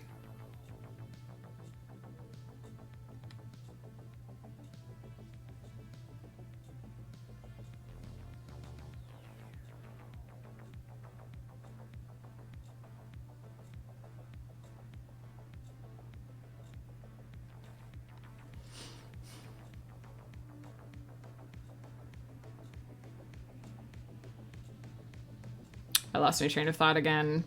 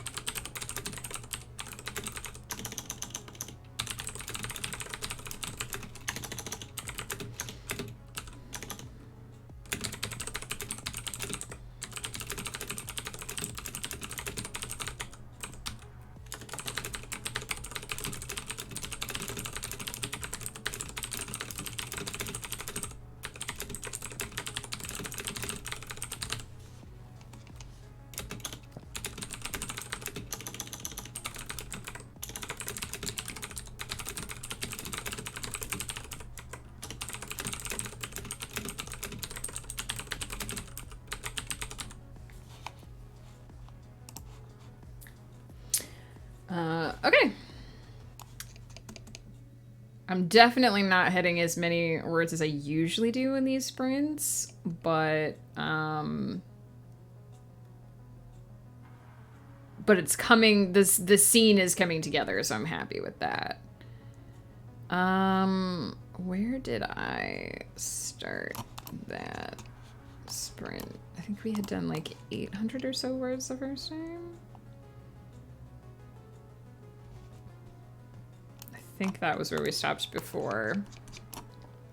Oh, we did manage to get 1,000 words in that time. That did not feel like 1,000 words, but it was 1,805.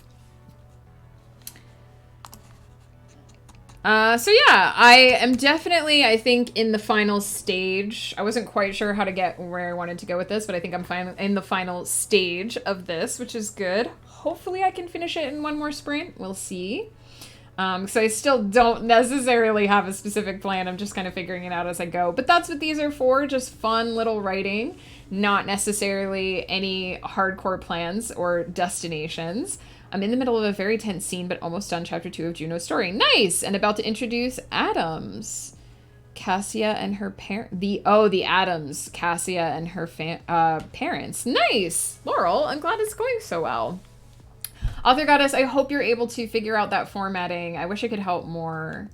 You fixed it! Yes! What was it? What was wrong, if you want to share, or if you just want to curse the name of word?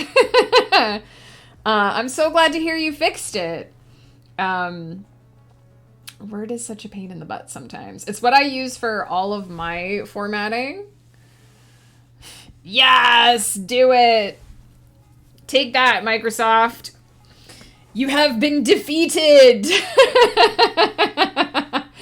I'm so glad you got it. I do use Word for all my formatting, but it can be a real struggle sometimes. Like, I definitely have days where I'm like, why isn't this? Like I said, the most recent thing I've discovered is that sometimes if I don't have my headers set properly, it like changes the margins of the page. You wouldn't think that your header settings would determine like your page margins, but for some reason sometimes it does. It's really weird.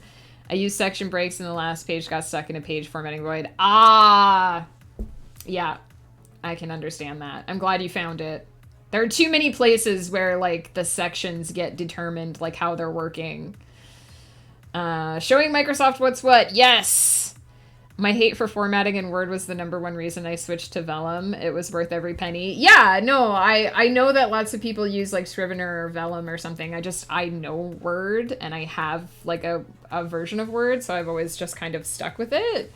But it can be trying. It can be like really, some days I'm like, why am I using this program? Hey, the real salties. Might not do Nano. Why? Salties, I thought you were excited about getting your book done. I mean, you don't have to do Nano to write your book. The whole point of Nano, as we were saying before, is kind of to learn consistency, to practice a writing habit. If you feel like you have figured out like how to do that without Nano, you absolutely don't have to do it. You can just work at your own pace. You can set a lower goal. If 50 is too much, you can set a 25K goal. You can set a 30, 40K goal, whatever works for you, real salties. But there's no harm in not, even if you're writing. I wrote for many years without doing NaNoWriMo. Like, there's no pressure to do it if it doesn't feel like it's gonna work out for you. The three of them are jokingly called the Addams family among the other Olympians, as they each have something a little kooky about them. And I almost just called them that without thinking. Nice, Laurel. It sounds like you're having fun.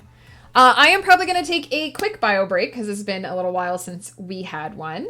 Again, reminder like earlier, stand up, stretch, walk around a little bit, grab a drink. If you have to take any pills, take them pills.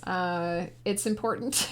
It's important to remember. And as someone who is trying to get into the habit of remembering to take her own new medication, I'm gonna offer that reminder to you guys as well. Take care of yourself. Do the stuff you need to do. I'm gonna run a couple of ads while I'm AFK, so don't panic if some of those pop up. And we'll come back and do at least one more writing sprint and hopefully figure out this little short.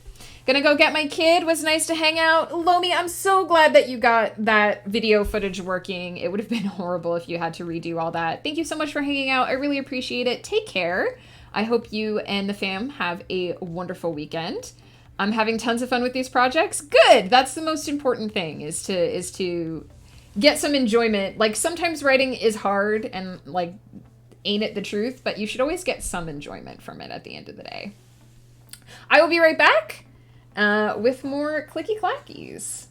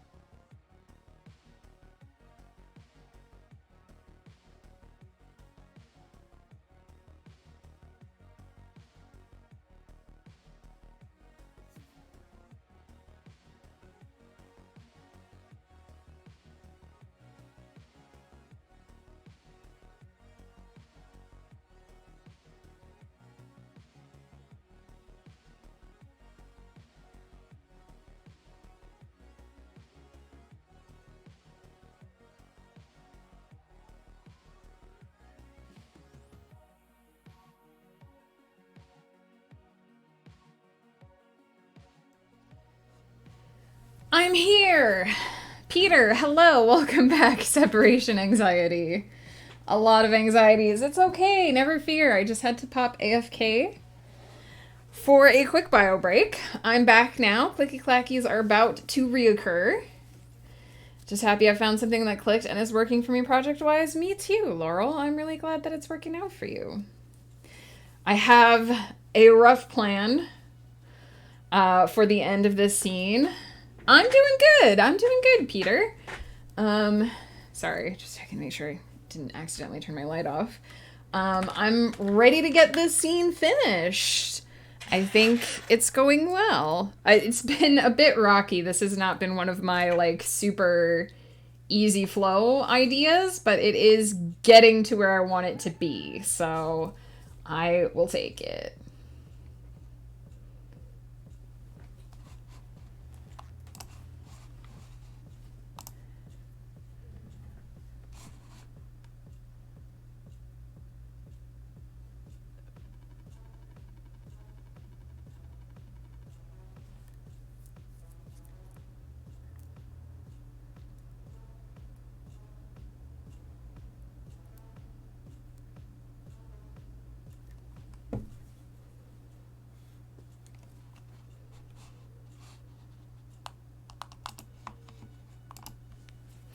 Got 20 points to go before I can request a lore drop. Ooh! Well, there should definitely be enough time left in the stream that we could do the lore drop after this next... hopefully those points will come through and we can do it after the next sprint. Cheers, Peter. Here's a hydrate for you. I'm pretty sure you just want to see my Ursula mug. All right, I'm going to turn on that clicky clacky timer. There we go, the timer for clicky clackies. And I'm going to see if I can finish this scene.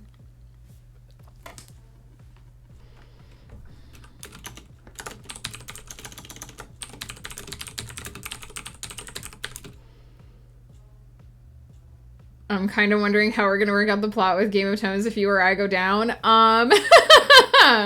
I don't know too much about, like, how the lore works, but it sounds like it'll be pretty dire if the, like, underwater undead are able to get, like, a foothold. I mean, the undead sound pretty scary either way. I have mug anxiety. It's okay, Peter. She's here. Ursula's here.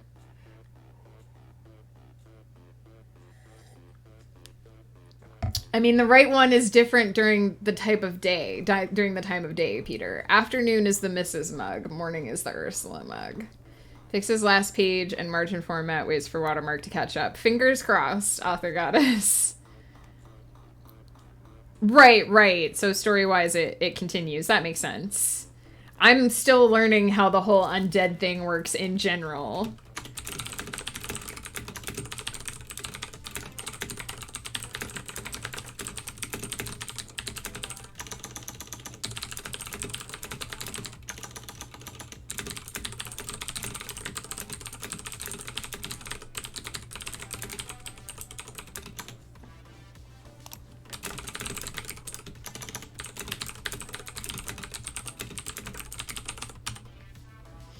But the plot would be on hold until or if the houses win the war. That makes sense. We usually get together at 7 PST for camera setup, Peter. So I believe you are 8 hours ahead of me? That's like 3 in the morning for you.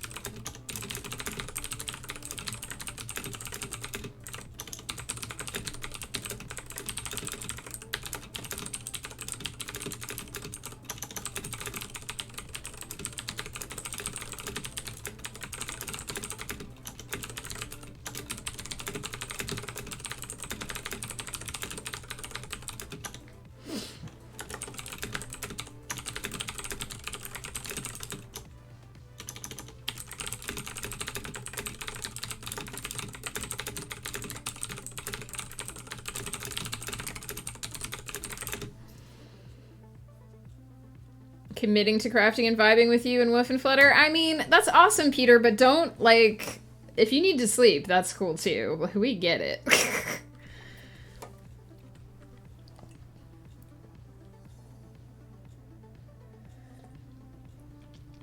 Word is currently flashing random highlighting at me? Is it part of, like, catching up to the save, or is it, like, is it having a moment?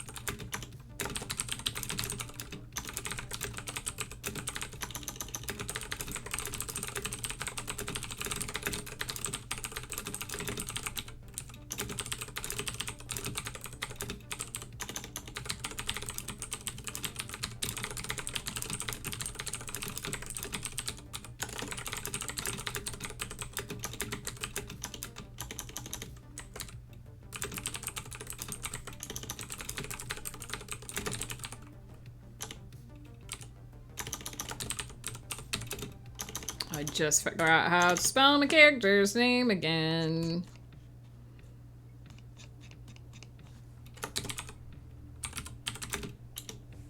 It's not right either. I just realized that I named another character something similar to this, and I keep getting the two of them confused.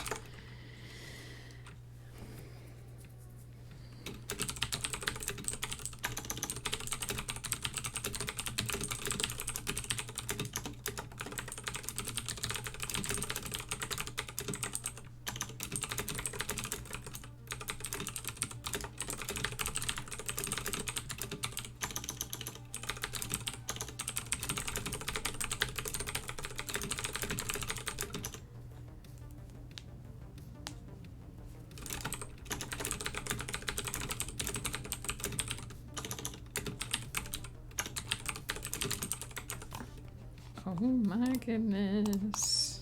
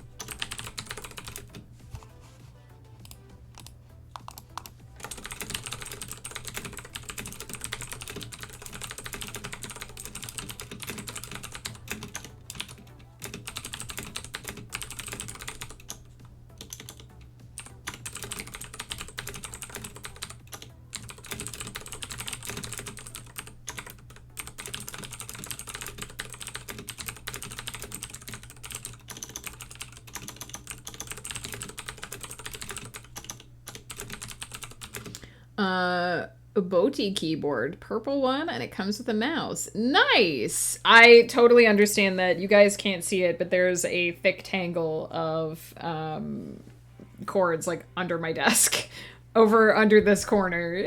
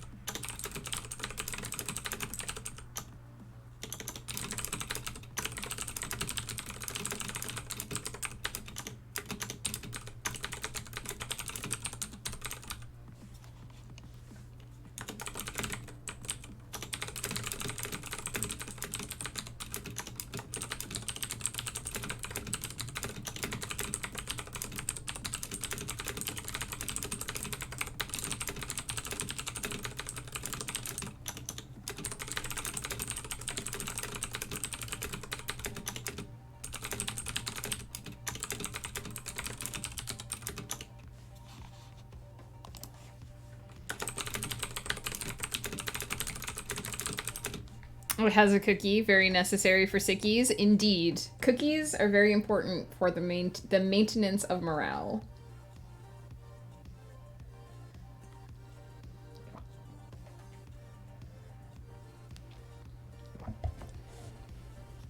What kind of cookie is it, AB Coffee? Tell us.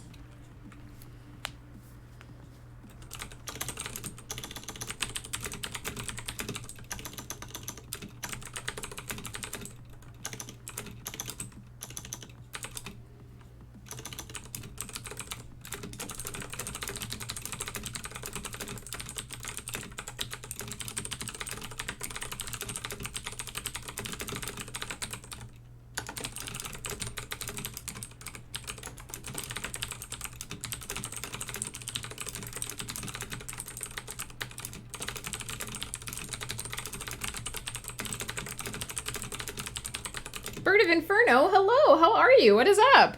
Some kind of healthy chocolate chip, low sugar. I mean, there's chocolate in there. That's gotta be yummy. Working on book club notes, so I'll be in and out. No worries. Good luck with those book club notes.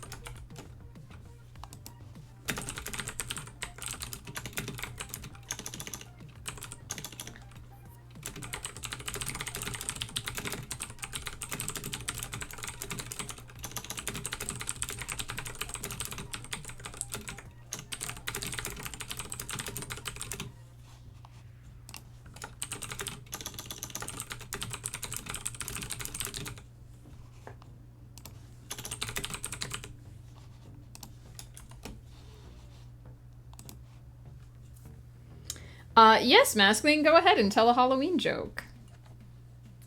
I can't believe Monday is Halloween. It's so crazy. Also, it's break time. I think I'm almost done with this, so I might just write the last few sentences here, but let's see how many we did during the sprint.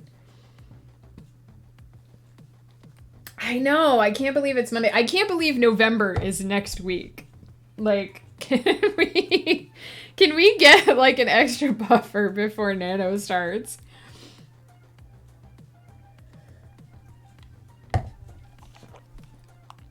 But Halloween is one of my favorite days, so I am looking forward to it, even though it feels like it's so fast.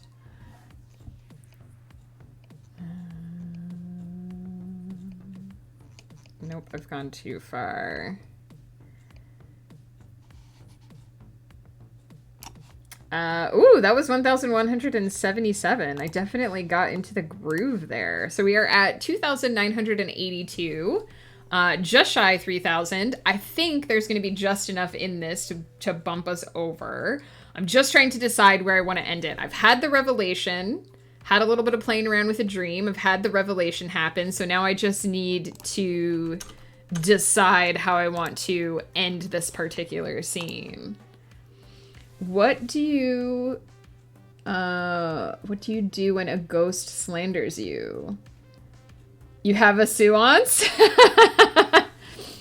Nice, Massling.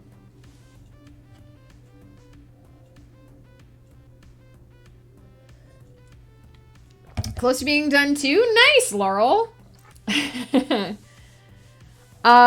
is Dahmer and what's their backstory? Oh my gosh, that is that is a big one. Let me write like 2 more sentences here, and then we'll talk a bit about Dahmer before we wrap up stream.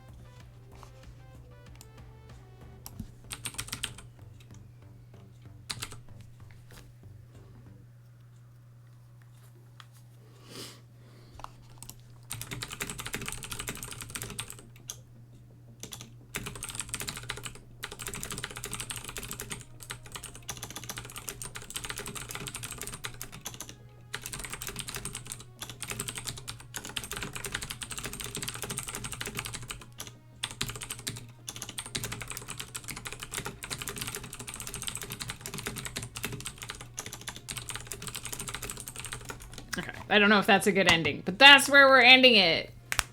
All right, who is Dahmerin? Dahmerin is this boy here from my emotes, but also Dahmerin is the main character in the Aravalia Chronicles series. I can't tell you his full backstory because we would be here literally forever. He is an elf who was born in a region known as the Mistborn. Has nothing to do with the novels. I named it before those novels ever came into existence, just disclaimer. He was born to a noble family. His mother is a archmage, so she's fairly powerful, but not one of the most powerful mages in the world. But they had some power and some influence. And Dahmerin was raised sort of to be the heir to their family, but he had a falling out with his father when he came of age, and they were unable to reconcile. So he gave up his birthright and set off on his own. I'm just gonna let Pi finish those hydrates before I do them. That'll be the end of my coffee right there. He set off on his own to make a life for himself and became a mercenary. Dahmerin was born with a water gun indicated. Dahmerin was born with a very rare ability known as arcane channeling. So he is not a mage. He cannot make he cannot do spells. He doesn't have the ability to take magical energy and form it into the form of magic, but he can access raw magical energy and move it from one place to another. Usually this is moving it from a natural resting place to a mage. But he can also move magic into objects. Hence, he wields 2 long swords, and he can put... Imagine not being a mage noob. Lol. Some people just can't do it. You have to be born with the talent.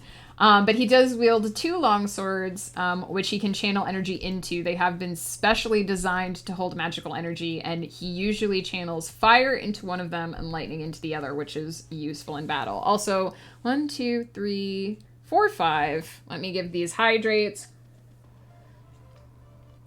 1, 2, 3,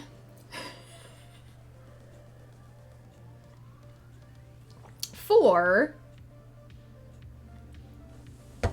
5. Domran is the babe with the power.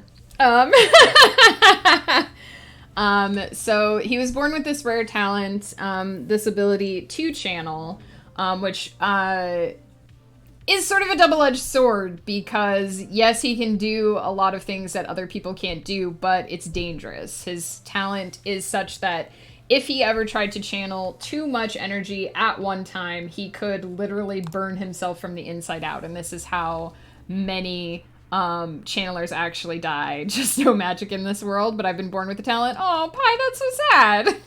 Thank you for being silly, and thank you for lurking.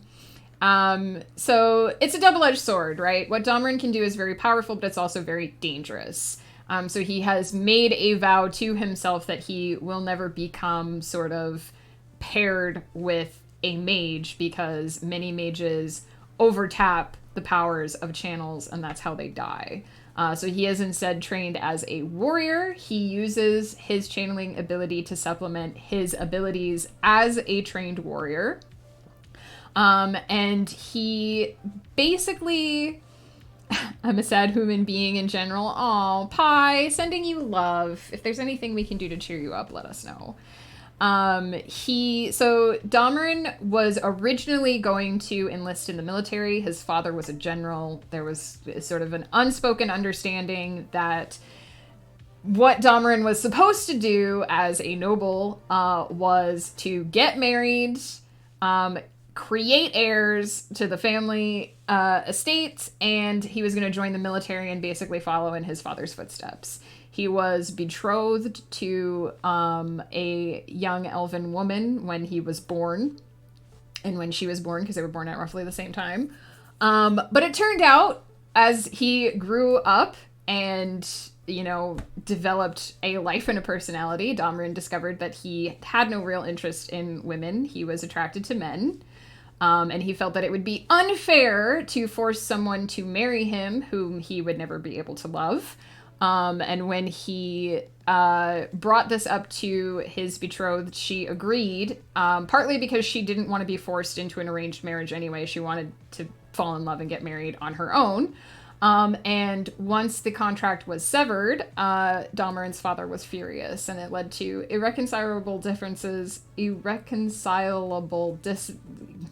words are hard, yo. Hey, Zark! If it isn't my favorite stream writer. Oh, thank you so much! How are you? We're having a lore dump about Domran right now.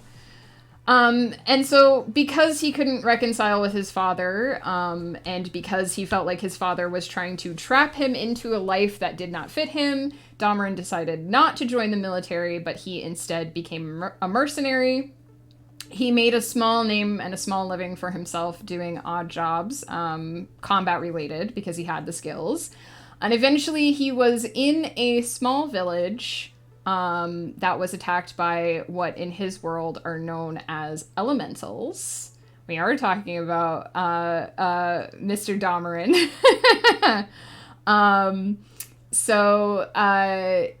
He was in a small village that was attacked by elementals. Are basically manifestations of specific types of elemental magic in this world. They're somewhat sentient, but they're not really intelligent.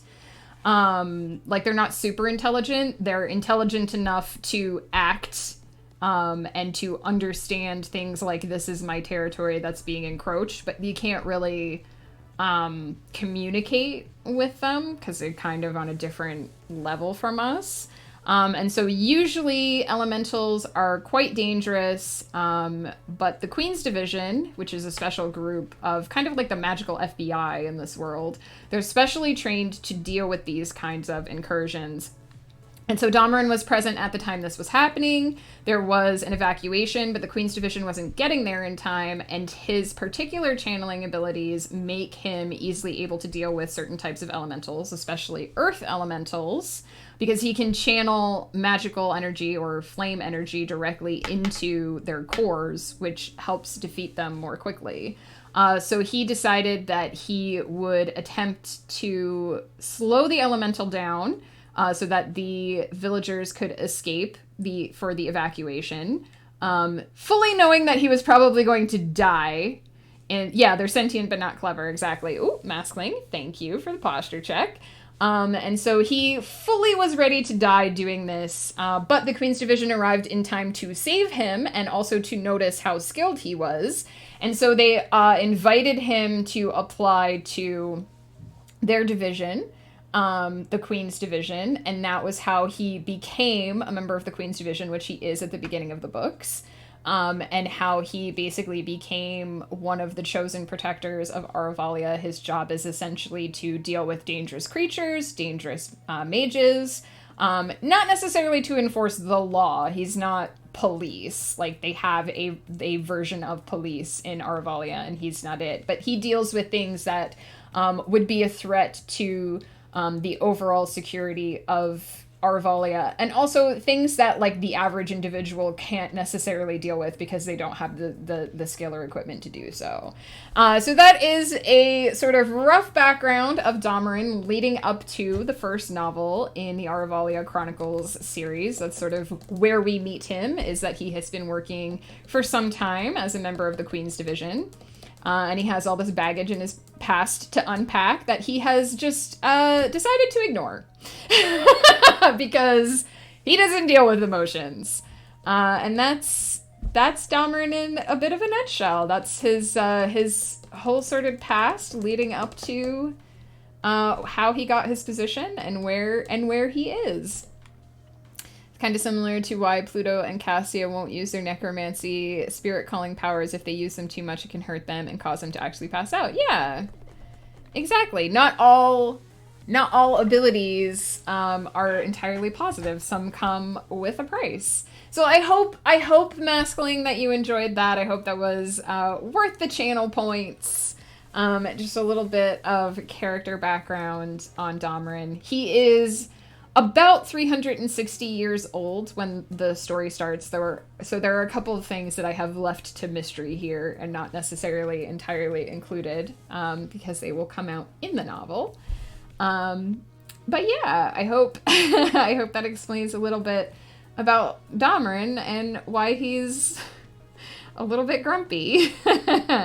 It's always worth the points. Oh, I'm so glad to hear that. I try to at least talk enough that it's worth the wait.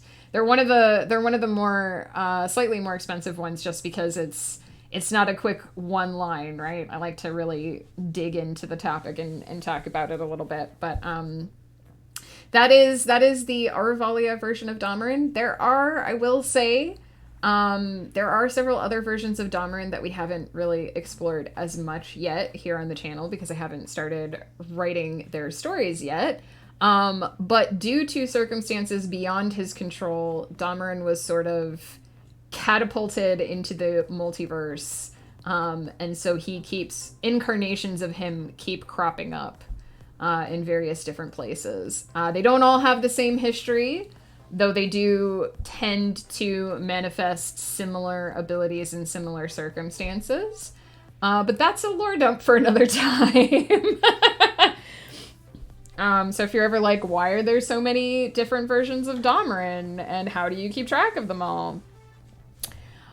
I don't know how I keep track of them all, but It's because there was basically a hiccup in the universe, and Damarin just so happened to be standing like in the middle of it when it happened. So there you go. It is just about 1 o'clock, which means it is just about time for me to eat some lunch. And we have finished this here story to my satisfaction. So I'm going to see who is online so we can do a raid. Please don't forget, let me bring it up one more time. The first book in the Celestial Serenade is free this weekend through Monday. If you haven't checked that out, I'll just pop the screen quick. If you haven't checked it out, and if you would like to check it out, now is a really good time. You can download the digital version for free and check that out. Leora writes, hello! We were just about to rate ourselves, but we'll stick around for a few minutes to say hey. We are here to scribble away in your chat. Nice! How was your stream? Let me get you a shout out.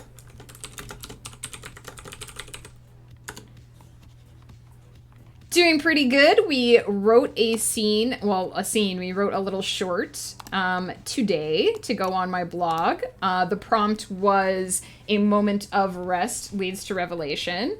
And I'm really happy with what I came up with. I had a very sketchy idea at first, but I got to write a nice, cool dream sequence that I'm really happy with. So it's good. It was good. I'm glad yours went amazing. Were you working on a novel today, or what were you? I should just say, what were you working on today?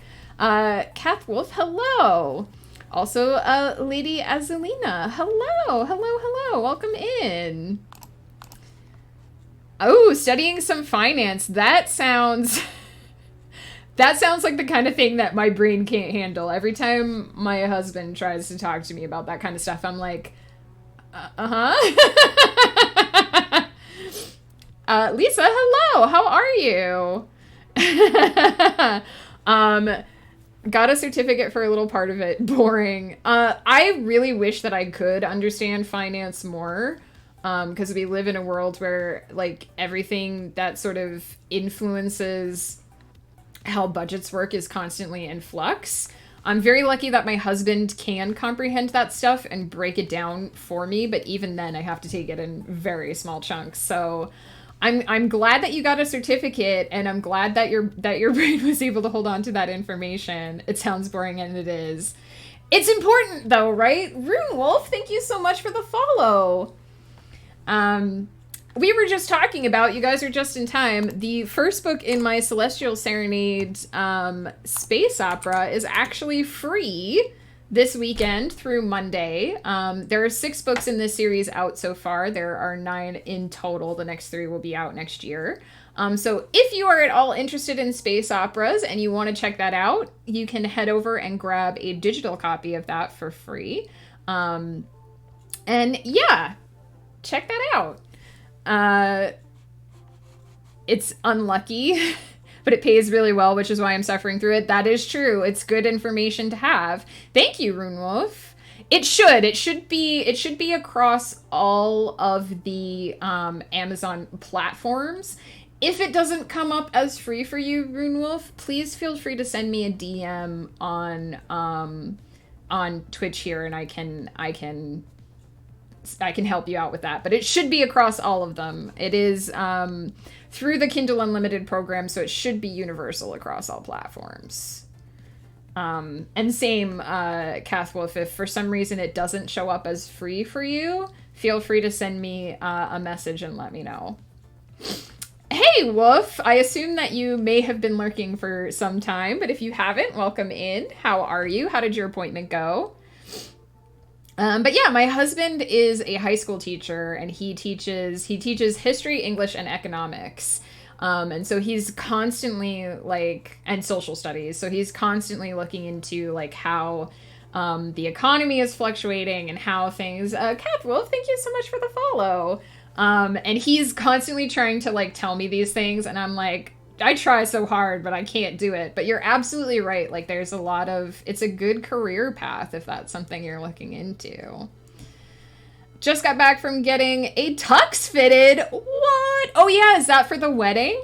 Is that what the appointment was? Getting a tux for the wedding you're going to soon? I thought I already followed you, but I apparently didn't. No worries, Kath. I've noticed lately that a few people that I was sure I followed on Twitch have been, like, unfollowed. So I suspect that there has been some back-end trickery. But it does happen. Like, I know I've popped into people's streams and be like, how was I not following you already? Just got it. I will probably get it when I go on vacation next year, though. I'll probably get to it when I go on vacation. Words. No worries, no rush. I just like for people to know that the free book is there. Gives you a chance to get a glimpse of the series and see if it's for you. I need some digital books for that vacation because weight issues. I know what you mean. Like, I love physical books. I love paperbacks.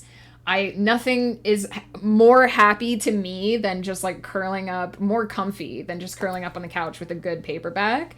But I always want to bring like 6 books with me when I travel, and you can't put that many books in a suitcase because they'll ding you at the freaking airport. So I like having my Kindle because I can take like 20 books with me and it only weighs as much as one small tablet, and it's amazing. I'm just in the wedding party, not actually getting married. Oh, that's true. I guess it was like for the wedding. It's cool to be in the wedding party. Like, it means that your friends are getting married. I'm going by plane, but packing it into my suitcase is no go. Yeah, exactly. And books don't travel well too. That's another thing. Like, every time I move, I have like a special way of packing my books to try and keep the spines from spreading out or things from getting bent and stuff. It's book loving is a great and wonderful thing, but also there's a lot of money and stress involved in getting books from one place to another. We readers all get it, exactly.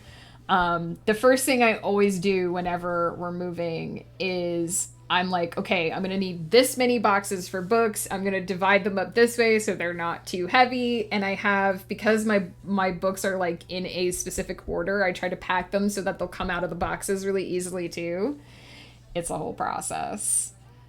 So one thing that I sometimes do, we had to put our stuff into storage for a year once. So one thing that I sometimes do is I'll take like plastic bags and just line the outside of the box with plastic bags. This is so that if any moisture gets into that area where the box is, or if it's raining that day or whatever, that protects the books from getting damp, which is something that you don't want.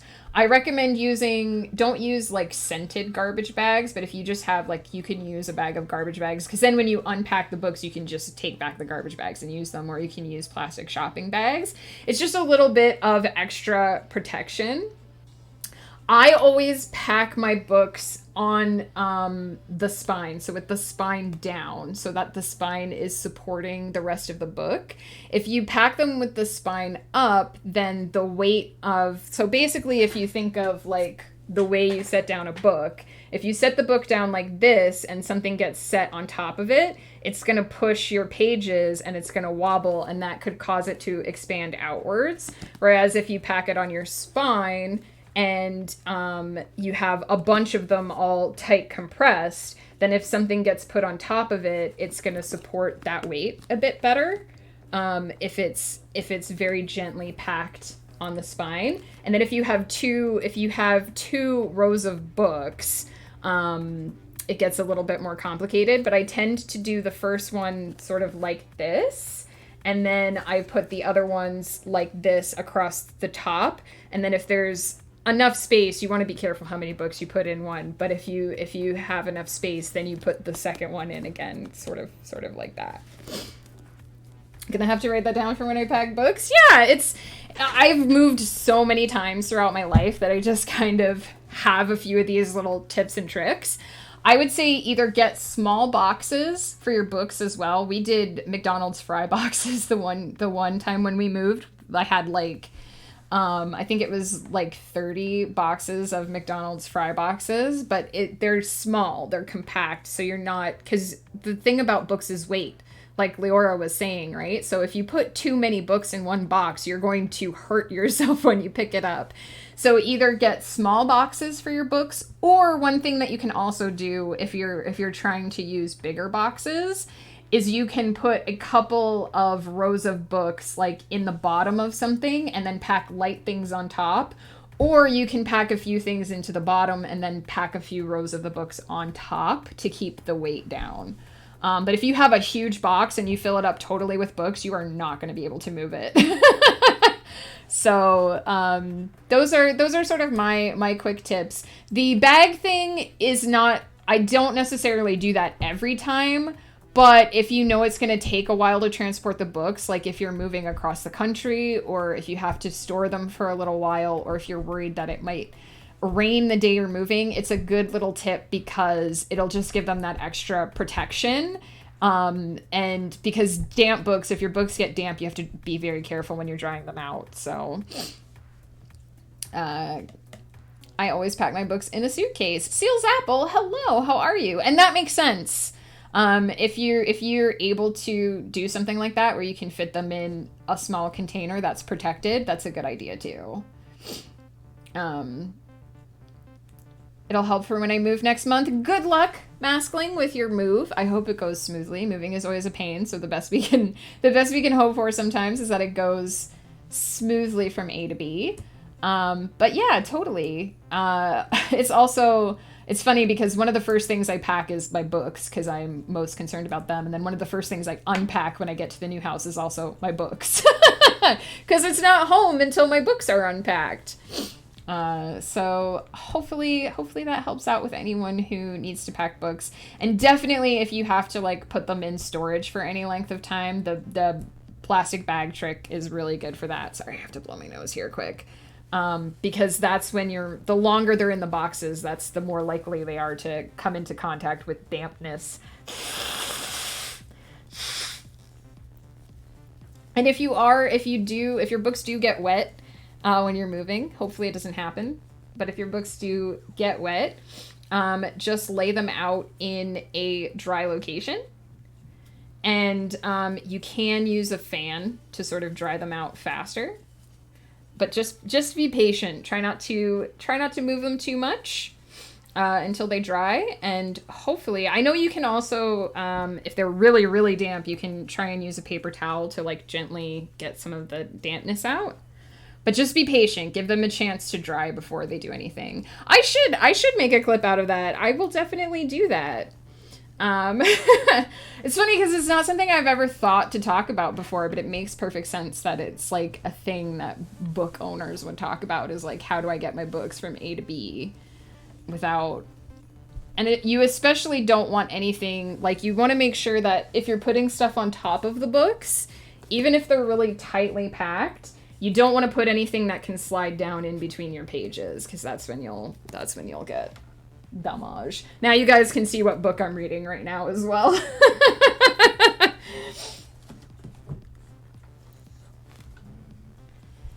It is. Well, and I know too, like, if you're just moving like across town, then you might even just be able to get away with loading your books into like the back seat of your car and driving them over to the new place without having to do necessarily the whole like box thing. If you have that option, right? If you have time to move into the new place or if you're moving close. But we had to do a big cross-country move. We were living in Quebec and we actually put our stuff into storage for a year to go to England. And then we came back from England and moved to British Columbia, which is where we live now. So there was a lot of, yeah, it's a 5-hour drive across the country. So yeah, I lived in Quebec for 2 years. I lived in a place called Rouyn-Noranda. Up near Abitibi-Témiscamingue. My husband worked there. He was an English teacher at the English school for 2 years. We liked Quebec, but it was very cold. My grandpa was born there. Nice! That's awesome! We really liked Quebec. We really liked like the work culture and all that kind of stuff. But unfortunately, we were living in a quite small town, and they decided that they didn't need as many English resources as they had. And so we spent a year in England. My husband was teaching in England, and then we moved back here to beautiful British Columbia, where we live now. And there was a lot of careful preparation for that move because I had no idea how long it was going to be before I saw like all of my books again, right? So there was a lot of extra preparation and like, how do I make sure that I'm not like that my books are going to get moldy or get damp or get compressed too much, like get bent into positions and then just be that way forever. So that was kind of when I did the most of it. And then now I just sort of have a method because I kind of had to go through that whole process.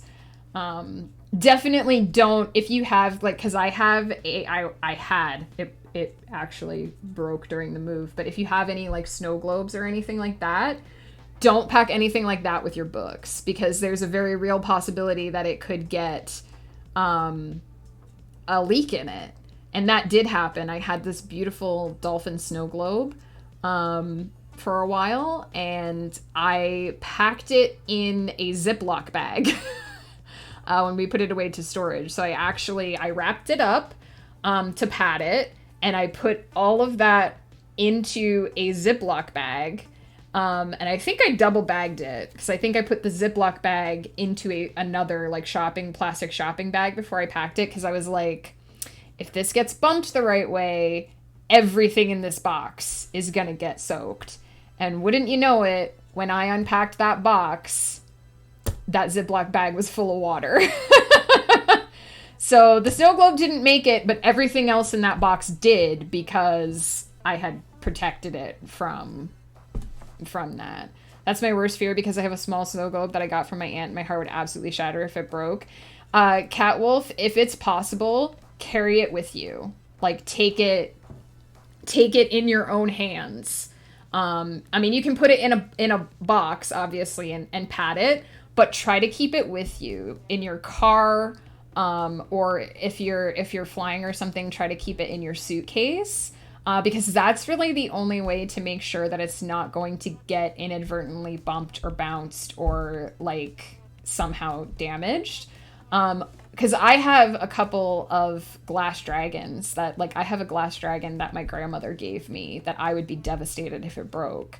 And it has survived a few close scrapes.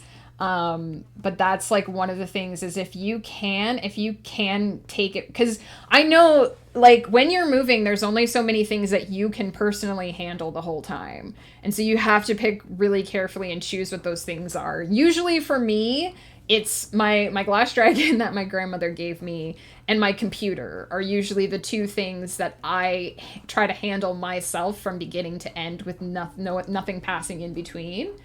So I know that you can only choose a few things to do that for, but that's probably your best bet to make sure that it doesn't, because that's the problem with snow globes is even if the snow globe is completely intact, which mine was, like the snow globe itself didn't break, the glass seemed fine, the base, everything was still connected, but all the water leaked out.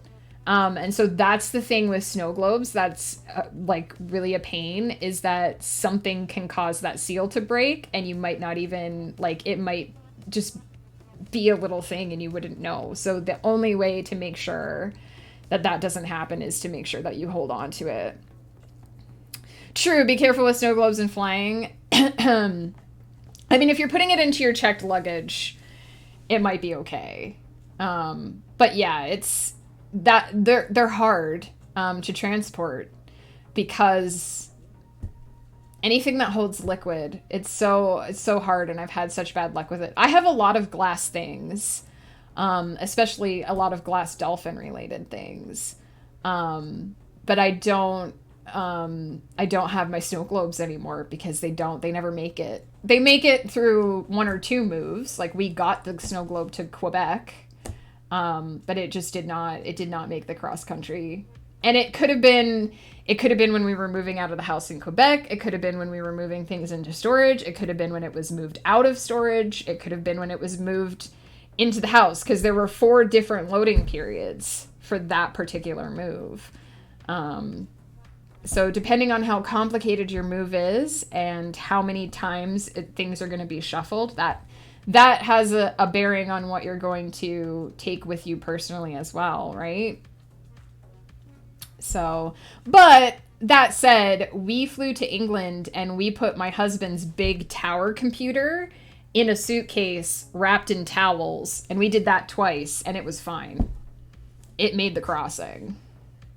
Yeah, protect the globe, 100%. Some things are easier to move than others. Like some things are just easier to protect than other things. And like I have all kinds of little weird little like moving tips and tricks. Like if you're moving across town again and you don't have to put things into storage for a while, pack your plates, like your kitchen plates, in towels. So basically put a towel down, like your bathroom towel, put a layer of towel down on the base of the box, put the plate in, and then fold the towel over the plate, put the plate in, and keep doing that with all of your towels and your plates. It's a really easy way to pad everything for the move. And also, you're going to have to pack that stuff anyway, right? You're going to have to pack your towels, so you may as well use them as padding. So anything that's soft, anything that you can use to pad your things that really need protected, that you have to pack anyway, it's good to give them the dual purpose. Yeah, moving edition. Can you guys tell that I've moved a lot in my life? Like, hey, Kiki. I do probably have to wrap up. I stuck around a little longer than I was planning to because we had so many nice raiders drop in, but I do need to go get some food. So, and like I said at the beginning of stream, I'm trying to make my eating times just a little bit more regular because I now have to take medication at certain times of day with food. Not at lunch, thankfully, so I'm not like putting myself in danger of missing a dose or anything right now, but I should eat lunch so that I can eat supper at a regular time. So, oh my gosh, I have so many windows open now. Let me just make sure I saved that. Let's see who's hanging out on Twitch today. Let me mute myself before I end up infinity streaming. Oh gosh. What is Eternity's Empire about? No. It's 100% fine. I loved having this conversation and hanging out with you guys. I appreciate that you came by. Eternity's Empire is, I like to describe, kind of magical girls in space. It was very heavily inspired by Sailor Moon. It is a space opera, although it starts out on Earth, and it's about a group of 5 college students who sort of discover that they have access to the magical powers of several goddesses. It's a very mythological-based sort of mashup story, where all of the different mythologies are sort of planets, and they have like different cultures that inspired those stories and that sort of thing. So if magical girls in space sounds like your thing, check it out. Gotta head out, Bird of Inferno. Thank you so much for hanging out. I hope your book club notes went well. Yeah, let's see who is writing today. Oh my goodness. I actually see a lot of people who are playing games versus writing, but I think Anne is writing. Maybe we'll go hang out with her. Did she get a VTuber model? What? So cute.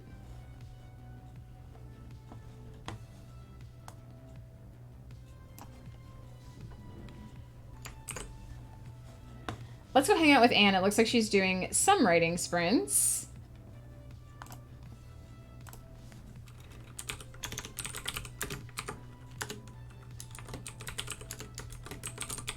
Please feel free to use any emotes that you have that make you happy for the raid, but there are some of mine if you are subscribed and would like to use them. Thank you all so much for hanging out. It was a weird, wild day today, but it was great. I loved having these chats and hanging out with everybody. I hope my first novel can be worth it. I'm sure it will be, Rune Wolf, if you stick with it and you polish it up and you get to a point where you love it. That's the most important thing, is to love your own work. Oh, thank you. They were made by the lovely It's Mumbles. Her art is so cute and gorgeous. I've commissioned her for a few more, so I'm excited about that.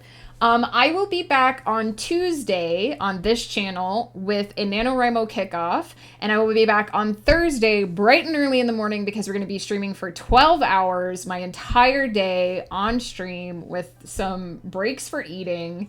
I will be on Flutter Dye's channel this evening for some crafting. I don't know if divorce court with my husband will be happening this weekend because there's a lot happening on Saturday, but that's where you can find me. Take care, everyone. You are all the best. You're totally amazing. I really appreciate you spending this time with me. Please take care of yourselves until I see you again.